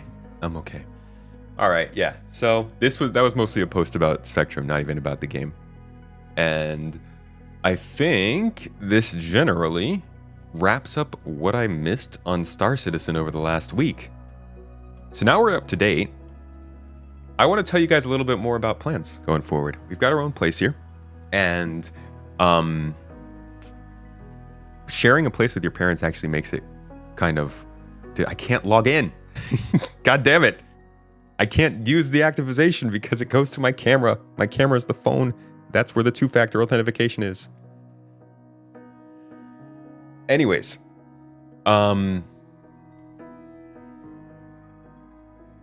now that we don't have parents with us, we have more freedom to pick our schedule, to quickly do work when needs be. One of the things I couldn't do when we were living there was if news came out and I wanted to make a video about that over the course of a day for you guys, I couldn't knock it out. I'd have to wait till the next day when my parents weren't there and record then. And it was just, it set us behind. So one of the things that, whoa, Gozlaw. Hey, thank you for the memberships, dude. I appreciate you. Lighten it up on YouTube. Why am I not hearing the alerts for that, though? YouTube, where are you? Anyways, sorry to keep getting distracted. I'm glad Leaf's in chat too, because this is good. Leaf's, he's part of this. Now that we've got a space, and once this camera is fixed and I can go back to having a normal camera and not using my phone, I am going to start doing regular news videos. Not opinion. I mean, they might have some opinion in them. Something you're more used to when it comes to game videos. I've done a lot of focusing on features and development and explaining. And those are good videos. I'm not going to stop doing those. Tomato Talks will continue. But I'm going to be putting some more of my time now towards more casual news videos. This is something I've talked about in the past before. We wanted to do this a while ago, but it hasn't really worked out. For those of you who watched the feature watches last year, you'll probably be a little bit more familiar with what I'm talking about. These are going to be videos that aren't really scripted. They'll be kind of like what we're doing here. I'll have an outline and I'll talk to you about the newest features, the news that's going on, and hopefully publish it once a week. We might want to move towards twice a week at some point. Probably won't ever touch the Board Gamer schedule of releases, but I want to try and get you guys faster news with less editing involved so that it can be a little bit more quick turnaround for you guys and more personable, more casual. We're going to actually talk and I'll explain these things in less of a, the birds land on the bird feeder and the bird feeder gave them food. And more of just kind of yeah, dude, the birds are they're cool as fuck, but sometimes they don't get food when they want. So keep an eye out for that. That's kind of a big change that we're going to be doing with this new place. And I'm excited to get into that. I'm hoping this week we'll start that. But that's what this is. This is still going to be our deep dives and our stuff on the second channel, where we'll be talking about news in a casual aspect, but I'll have something that's slightly more polished, not as quite as nice as the Tomato Talk, coming to you guys every week. And hope you're excited for it. Now, no, Leaf, you're involved in the editing of these. Those are the videos that we've been talking about.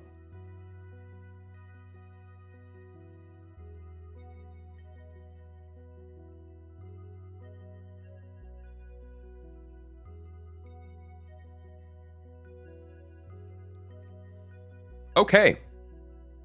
Space nerds. Space friends. We got space games to talk about. We've been going over what I missed in Star Citizen over the last week. But Exodus has done something new. Now, for anybody who's just checking in with us on this game, this is a third-person space-based RPG that plays with space travel, time dilation, heavy character story, and a whole bunch of lore. This is the kind of game that I feel cannot have a small release, because whenever you get some industry heavyweights that come out with a whole bunch of lore before they start showing the game, you can trust they're going to show the game because they know game development, right? They can actually create a game. Some games will show you a bunch of lore and you're like, okay, cool, but is this actually going to be a cool game? Now, we don't know if Exodus is going to be a great game, but I can tell you the lore is incredibly deep And it seems like they're building a lot of game functionality to reflect that lore. So it's looking really exciting.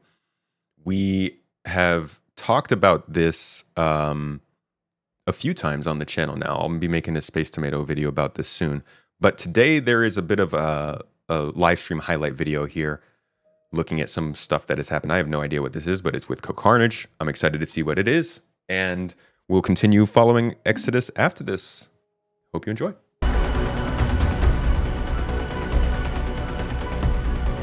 But today we are taking a very special look, not only at the game itself, but also some of the world first gameplay. Let's go ahead and meet the team. I'm Chad Robertson, the general manager at Archetype Entertainment. I'd like to introduce James Olin, our studio head. James. So yeah, I'm the head of the studio and the creative head for the... Holy crap. Wait, what the heck? Why is Tim Miller here? Okay, so James Olin, just for the record, launched like Knights of the Old Republic 2, Mass Effect 1, Mass Effect 2, Dragon Age. He was like a big part of 2000s BioWare. So there's going to be a lot of the DNA there. Tim Miller is one of the big heads at Blur Studio, which is like one of the coolest animation studios out there. Blur did all of the Halo remake stuff. Pretty sure they did. Is Blur does a lot of cinematic trailers for games. Did they do? They don't. Yeah, Love, Death, and Robots is Blur. That's right. That's what I thought.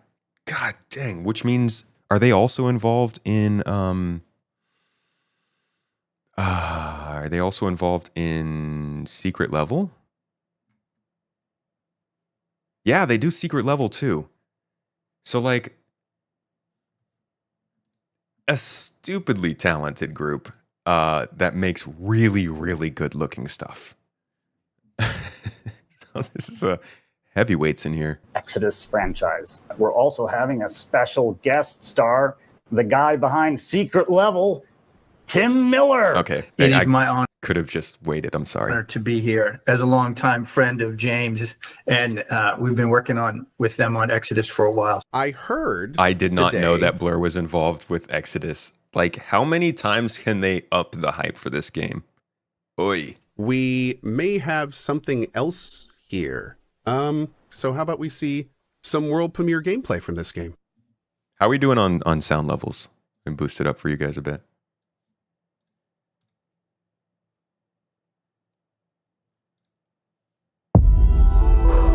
Oh, he was on Corridor Preparing Crew? to transfer now. This is your last chance to bail, June. Do it.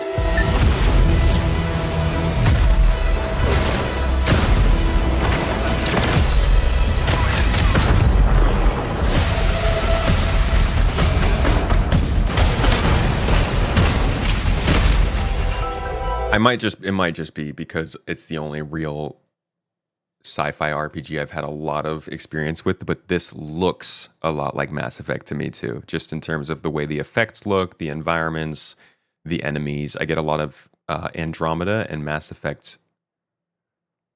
I want to say maybe even Mass Effect 2 more than 3.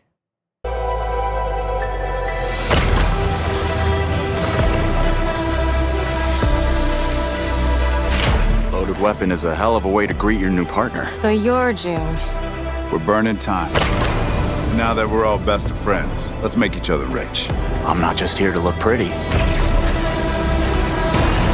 I've got away with celestial tech. I love a group of people with different motivations. Like, clearly this isn't a game about getting rich.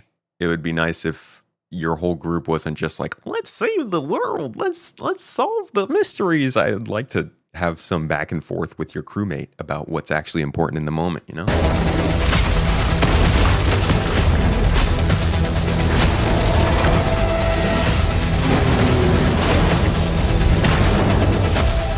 I see a lot of potential in this new partnership.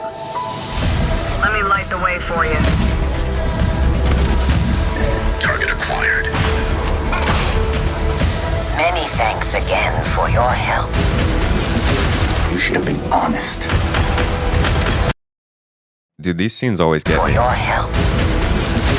You should have been. Like, these people look way too similar for this to not be some kind of time dilation thing, right? Honest. This place is forbidden. This was the teaser trailer. I think they have some regular gameplay to show in a bit here. That's what it means to be a traveler.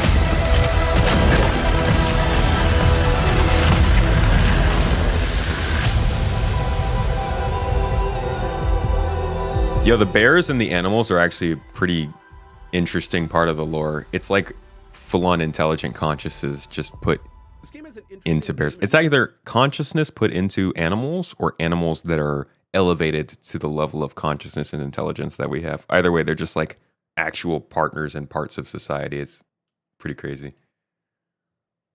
More interesting kind of subname to it. So what exactly is Exodus and what are the travelers? The entire setting is based around the Exodus from Earth, and it's also something that we've called the journeys that the traveler makes when they are going off to other star systems. Now, the traveler is essentially what the player plays as. They're very influential people because they're like tip of the spear on technology, but they're also the people who are making political decisions and societal decisions that impact how the world is going to evolve. Yeah, there's an element to them too that's elite, and it's special to be a traveler, and so we really want to celebrate that in terms of the growth of the player throughout the experience that players will have. One of those things that they explained to me early on, that you have these disparate worlds all spread out, and they all have different levels of technology, sometimes extremely far apart, but they don't necessarily help each other. It's not like there's one humanity and everybody is moving towards a singular bright future. This is the kind of stuff I was talking about lore-wise. The background of this game lore-wise just opens it up for so much good stuff way beyond a game. Like, this is definitely not just going to be a single game. Competitive environment. So these, especially like the new humans that are just off the ark, that just arrived, they're put on backwater worlds and they have to go scavenge other technology to bootstrap themselves into this new society, which is pretty cool. I love a strong bear. Who are we going to be playing? Who was your inspiration, or what was your inspiration for June? Was it based on someone or something in particular, or do you guys have, what is your vision for this character? Dude, good for Co-Carnage. It's kind of a complicated question because June has to have a personality. There's a lot of acting that goes into all those scenes, but at the same time, June has to be your character. The choices you make kind of help define who June is as a person. Where did June come from? I don't want to say this because all my writers would murder me, but Indiana Jones times Paul Mahdi, Paul Atreides, because June has the serious task of, leading their world, but they're also a fun person, as you can see in the clips there, and they're also going on adventures. So it's kind of that combination. And he or she has an incredible backstory that we will reveal at some time. And Tim helped us create that story too, that we'll share once the time comes. With this trailer, we're seeing all sorts of new things. We're seeing enemy types, we're seeing new environments, most importantly, we're seeing how the player interacts with them. What approach are you guys taking with this game? What's going to be, not necessarily the minute-to-minute gameplay, but what's going to be our more overarching style of gameplay? Punching bears in the face, obviously. What we know best, which is we know how to beat up bears. I love how they just keep showing this scene of like abusing this bear in the background. We're kind of doing what we know best, which is while you do go on missions, and those missions have lots of optional areas that you'll be able to explore, you can decide how you want to explore the missions, like which ones you want to go on first, and how you're going to explore them. And then there might be things that you do on your home world that unlock stuff on missions that you wouldn't normally be able to do. Yeah, so it's very much similar to Star Wars Knights of the Old Republic or a Mass Effect or a Dragon Age Origins. That's the model games he made that we have gone with. I'm not just here to I'm just making this. Dude, this very well might be spiritual BioWare forming. Like, this could be where it finally ends up. It would be so crazy to see this game come out the same year as the new Mass Effect. I wonder how terrified BioWare is by that, by the possibility, because we've seen more of this game than Mass Effect already, but we saw Mass Effect first. So EA, dude? They must be shaking. Look pretty. Got away with celestial tech.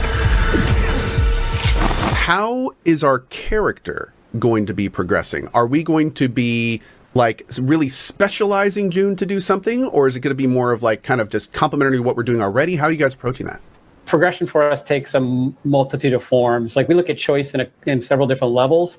So there's sort of the choice in terms of how you approach minute-to-minute gameplay, and we give some options in combat that we think players will like in terms of how they deal with different scenarios and fights that they get into. But the choices they make across, the bigger parts of the story lead to manifestations back in places like your home world in the game that we think will be unique, and those affect both more the immediate term in terms of your loved ones and your companions, but then those choices also impact and resonate across much longer periods of time. And it's through time dilation, like we've said, that is really the way that we're able to achieve that. But if you look at the choices in terms of the player's going to make in terms of their personal progression, it takes the form of a couple different things. There's progression for your companions, there's progression for you, where you can make choices in terms of your skill set. To be quite honest, I hate leveling up companions. I always auto it. And the abilities that you have.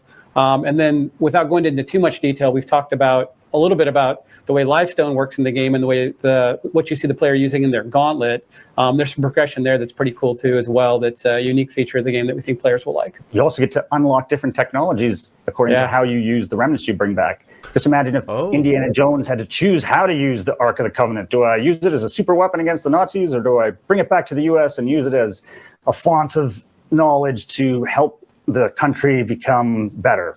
Like you'll have companions who have different opinions on it, and you have to decide. And then you go on an exodus and you come back and you get to see what your decision did. And also, you might have some weapons that weren't available before.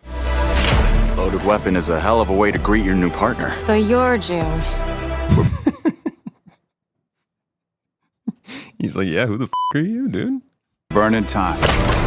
Now that we're all best of friends, let's make each other rich. What can we expect from the companions? Is it going to be to make each other rich? The kind of thing where there's a couple people with us, or are we going to have like a team? And how far are you guys really wanting? Two companions on a mission. Let's see. To go. What's it going to be? Well, you have a team. You don't bring your entire team on every mission. You have 2 team members with you on every mission. It's Mass Effect. And your companions, you're going to be able to do a lot with them. You will have a relationship with every single one of your companions. You're going to be able to romance some of your companions. You're going to have your companions are sometimes going to be at each other's throats as the story progresses. Cool. You're going to be choosing to follow some companions' advice over the others, and that might rupture your relationship with those that you didn't side with, and your decisions are going to have huge impact. So there'll be there's a lot of relationship stuff there that's going to happen that's going to be really cool. Yeah, and the slate of them overall, we think is really going to be compelling. We've introduced 2 that you can see on our website. And if you look closely at the trailer, you'll get a glimpse of a few more. But there's more to come. And not to be the constant tease, but ultimately that set of things that we have available in this universe to deliver through the characters and through the companions specifically that you'll play with, we think is pretty cool. And it's a nice part of the IP. Also, some of the companions change radically depending upon some of the choices you make. It's because with time dilation we can just, if you leave a companion behind, imagine all the changes that they can go through. Yeah, dude. See, I think that's what we're seeing in the trailers here. Like, there's so much here. There's so much potential, which I know is a little triggering for some people. This is such an exciting game. And also, last time we went over this, we talked about how there's a book. I know some of you started picking it up since that time. I haven't yet, but I would love to hear what you guys have been thinking so far, because I've heard some good things.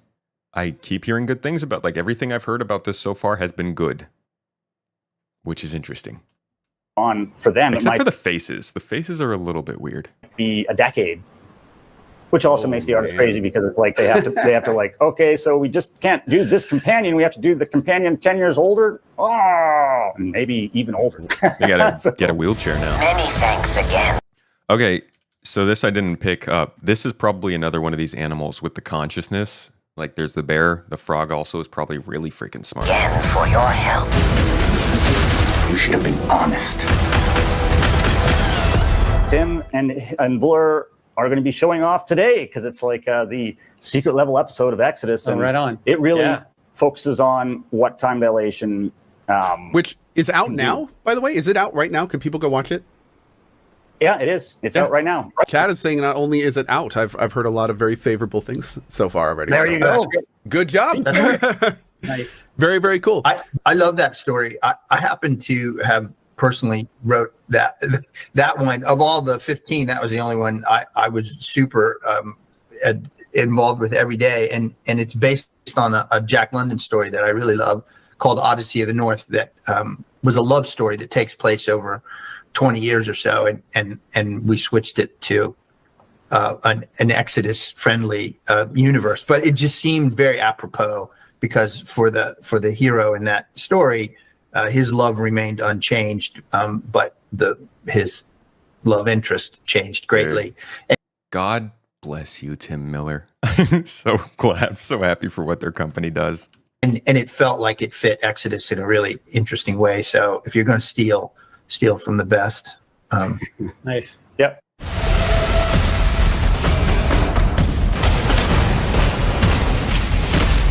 Been seeing a lot of questions from chat. Is it single player? Bastion, you going to downgrade from sassy to cheeky? Perfect. I think you mentioned this earlier, but what platforms are we going to be available on? PlayStation 5, Xbox Series X, and PC. Awesome. Somebody asked, if I like Mass Effect, how hard will I like your game? Really hard. Really hard. Hold on a second, guys. Give me one quick second. I got to do something here. Let me just go back and. Will I like your game? Really hard. Really hard. Really hard. Okay, there we go. Do you know what Drew Karpyshyn, the lead writer of Mass Effect 1 and 2, who's their game? Awesome. Okay. Somebody asked, if I like Mass Effect, how hard will I like your game? Really hard. Really hard. Really hard. Okay, there we go. Do you know what? I think that's an appropriate soundbite. Let me just see if I got that. Really hard. Really hard. Really hard.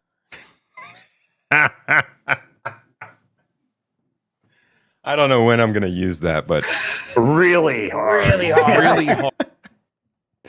I love this thing. All right, let's continue. Drew Karpyshyn, the lead writer of Mass Effect 1 and 2, who's anyway. So maybe even ultra hard. Thank you, James, Chad, and Tim. It is that another one I gotta save. Maybe even ultra hard. So yeah, they've got like creative director, general manager, lead writer, all from Mass Effect. Clearly, it's inspired by Mass Effect. Actually, I don't know if general manager. He came in a little later, I think, than the other two. But it's got a lot of Mass Effect vibes. Clearly, they're focusing heavily on character development. I mean, above all RPGs, it sounds like this might be one of the most character development focused games we're going to find, because that time dilation thing is such a core part of the game. I am very excited to see where this game is going to go outside of the combat aspect of it. They're talking about politics. They're talking about relationships. They're talking about things that, kind of funny, I think both those two things are things people like really hate seeing in their games at times. But I think that's what makes RPGs most interesting. So we'll keep an eye on this one. Leaf, you were right. I thought this was going to have some more gameplay, but it was just a little bit of the live stream. I'm guessing this was this a little bit from the DM, the D&D stuff they were doing recently? I don't really know. Either way, we will be covering this regularly from here on, probably at least monthly. I'm sure they'll be releasing news drops on it. And like I said, with those casual videos on the main channel that I'm going to be doing, you'll see some about Exodus too. I'll probably release a couple about other space games. The whole point of those games is to give us more time to make things that don't take as much time, so you guys get more info. Either way, hope you liked this little look at the game thus far. On to the next one.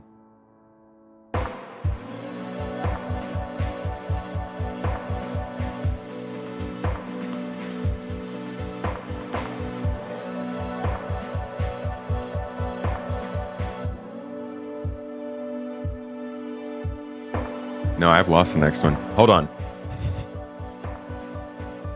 The last thing we're touching on here is The new X4 update came out. Yeah, so this is something I missed from last week. Glad you liked it. Hyperion is out. So this is a new update for X4. If you don't know what X4 is, think Star Citizen, but single player and not as first person or immersive or stuff like that. It's a very good game.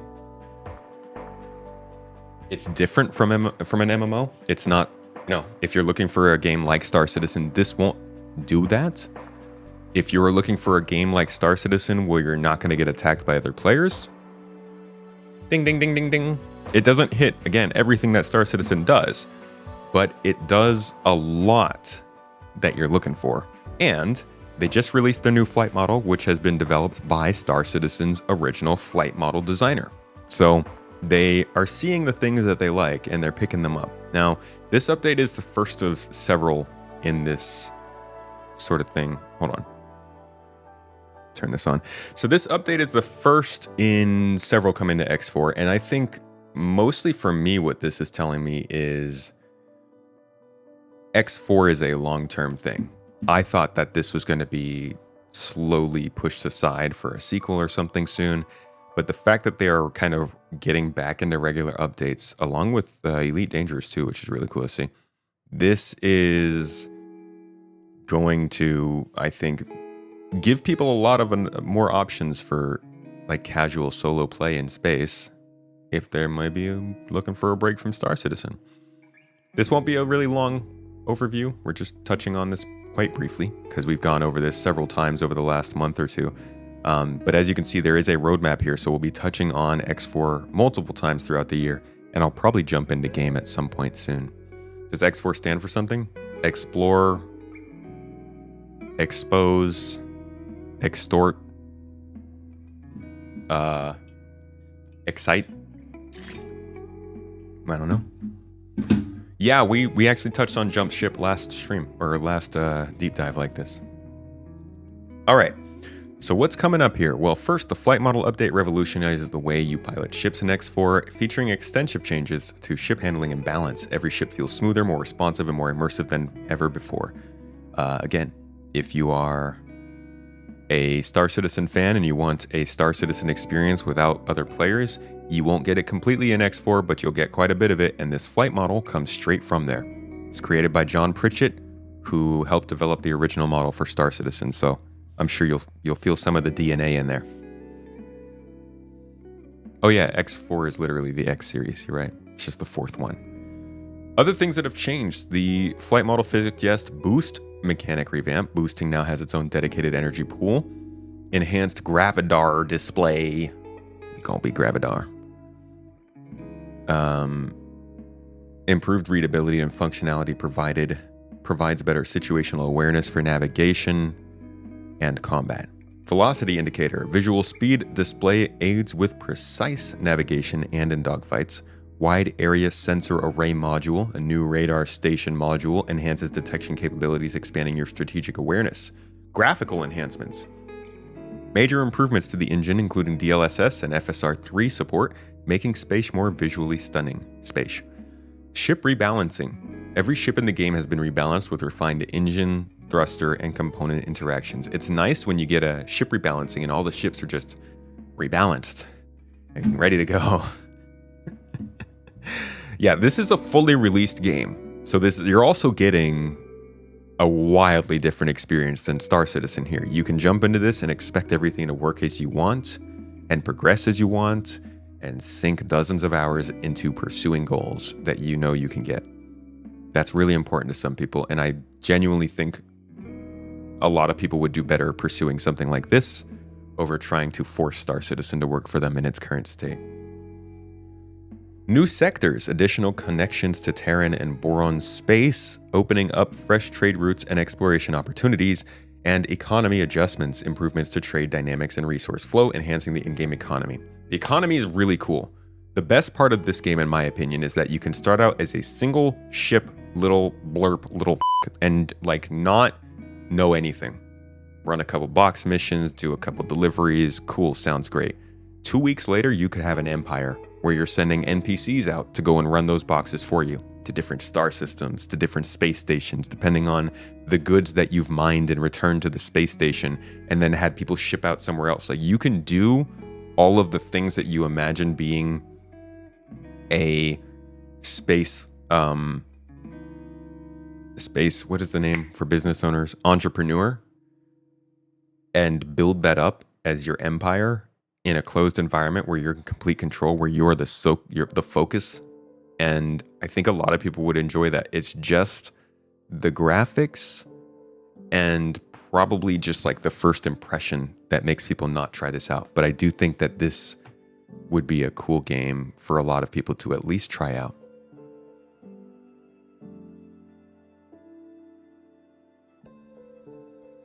They also seem to be giving some more in-depth information. They said, for those who want a deep dive into the numbers, John Pritchett has provided an in-depth breakdown of the mathematical principles and calculations that drive this update.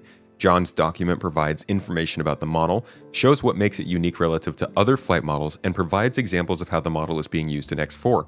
If you want to explore the mathematics behind the new flight model, you can check out his detailed and highly technical document of the subject here.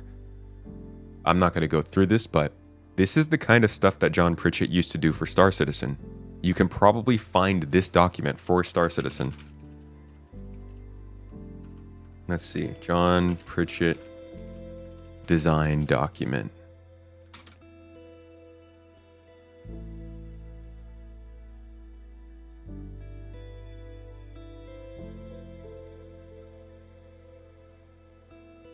Yeah.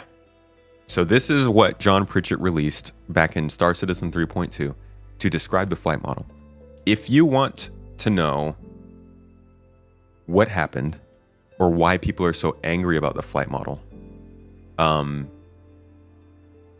me just post this. This will give you some idea, because you can start to see how detailed he was, how much he was. I'm going to post a link to this for you guys in chat here. How detailed he was, what he was trying to accomplish, and generally the overall idea behind this. A lot of this still exists. Like, people will tell you that all of this has been completely scrapped from the game. A lot of this still exists, but it is working a little bit differently. But you've got all of the curves here, how the feedback works, how the overall thruster system works. It gets a very, very in-depth, and it seems that's exactly what he's done now for X4. So rest assured, if you're jumping into this game, you're going to get a detailed experience in space. I think that's worth it to point out. Now, what is with this update pack?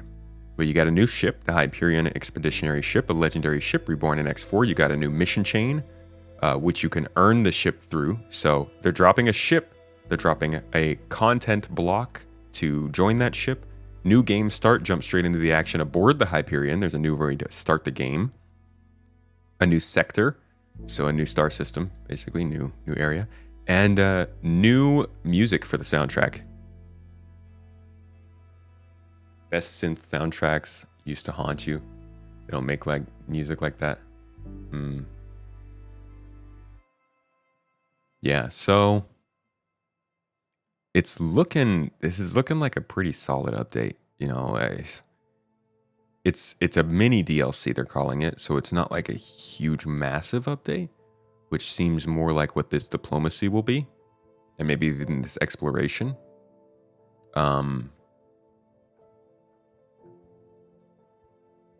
I see the flight model is the flight model, the mini DLC is this stuff.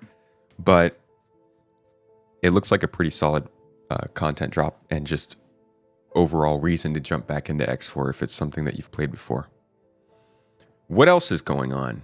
With the flight model in X4 now in your hands, it's time to look ahead at what's next for X4. We've looked at the roadmap a little bit. They say they've got the diplomacy update late this year, preparing to engage in the intricate web of interstellar politics with our upcoming diplomacy update. This free base game expansion will introduce, among other things, diplomatic headquarters, which is a new facility where faction representatives convene, and agent missions, deploying agents on independent missions to achieve diplomatic goals in the X universe. So first your business, now you're going to be able to get into politics in space. They've also got the exploration update coming next year, bringing new anomalies, leading to hidden sectors, okay, some new star systems to check out, enhanced scanning mechanics with long-range scanner capabilities for deep space exploration, and diverse missions for new exploration focus, rewarding curiosity and risk-taking. Besides the other space games we've been looking at over the last couple weeks, folks, these games are getting good updates. Elite Dangerous is another one we're looking at, yes. Jump Ship, Spacecraft, Exodus, No Man's Sky, Outer Worlds 2, Falling Frontier. There's a whole bunch of really cool space games starting to become bigger and bigger and get more focus, and it couldn't be better. Couldn't be a better time to be a space gamer right now. Starfield didn't do quite, I think, what it was supposed to, but that's okay, because we're getting round 2. Genuinely, I think Exodus might be able to do what I was hoping Starfield would do, but we'll see. Bassin asked who's publishing it. I don't even know who's publishing it, so we'll have to check that out. Haven't looked at the Verse update. Was just checking out the stuff that happened over this last week. I'll probably check out Verse next week. If they added planets, that's what I'm really waiting for. And we'll get to that when that happens. But folks, that's it for me. Thank you everybody for coming to this stream. First one at the new place. Very freaking happy to be here. You guys have no idea. This has been quite a wild couple of days for us, but we're excited to make use of this and make some more content and make better content, higher quality stuff for you. The Verse is a pretty cool game. Think like Star Citizen mashed with The Expanse. Still very early in development, but it's something that we'll be following and covering on this channel and hopefully the main channel over time. Thanks for being here. We'll be live again on Wednesday, as you can expect. Check out the new video. New podcast came out this morning. New exclusive for you all who are supporters in whatever way you are. It's over on Discord. Came out, I think, 2 weeks ago or so. And Jump Ship, that's right. We'll be back with some more gameplay on Wednesday. I'll probably jump into Star Citizen, but maybe we'll try something a little bit new. Either way, we will be here for you. New updates on Discord if anything else is changing, but expect the unexpected. And we'll see you in a couple days. Thank you everybody for being here. I hope you had a lovely, lovely day and enjoyed the stream. I will see you all at the next one. Eat something you love today. Go somewhere you love. Cook something. Give someone a hug. I don't know. Treat yourselves. Embellish a little bit. Have a good day. You deserve it. See you all on Wednesday.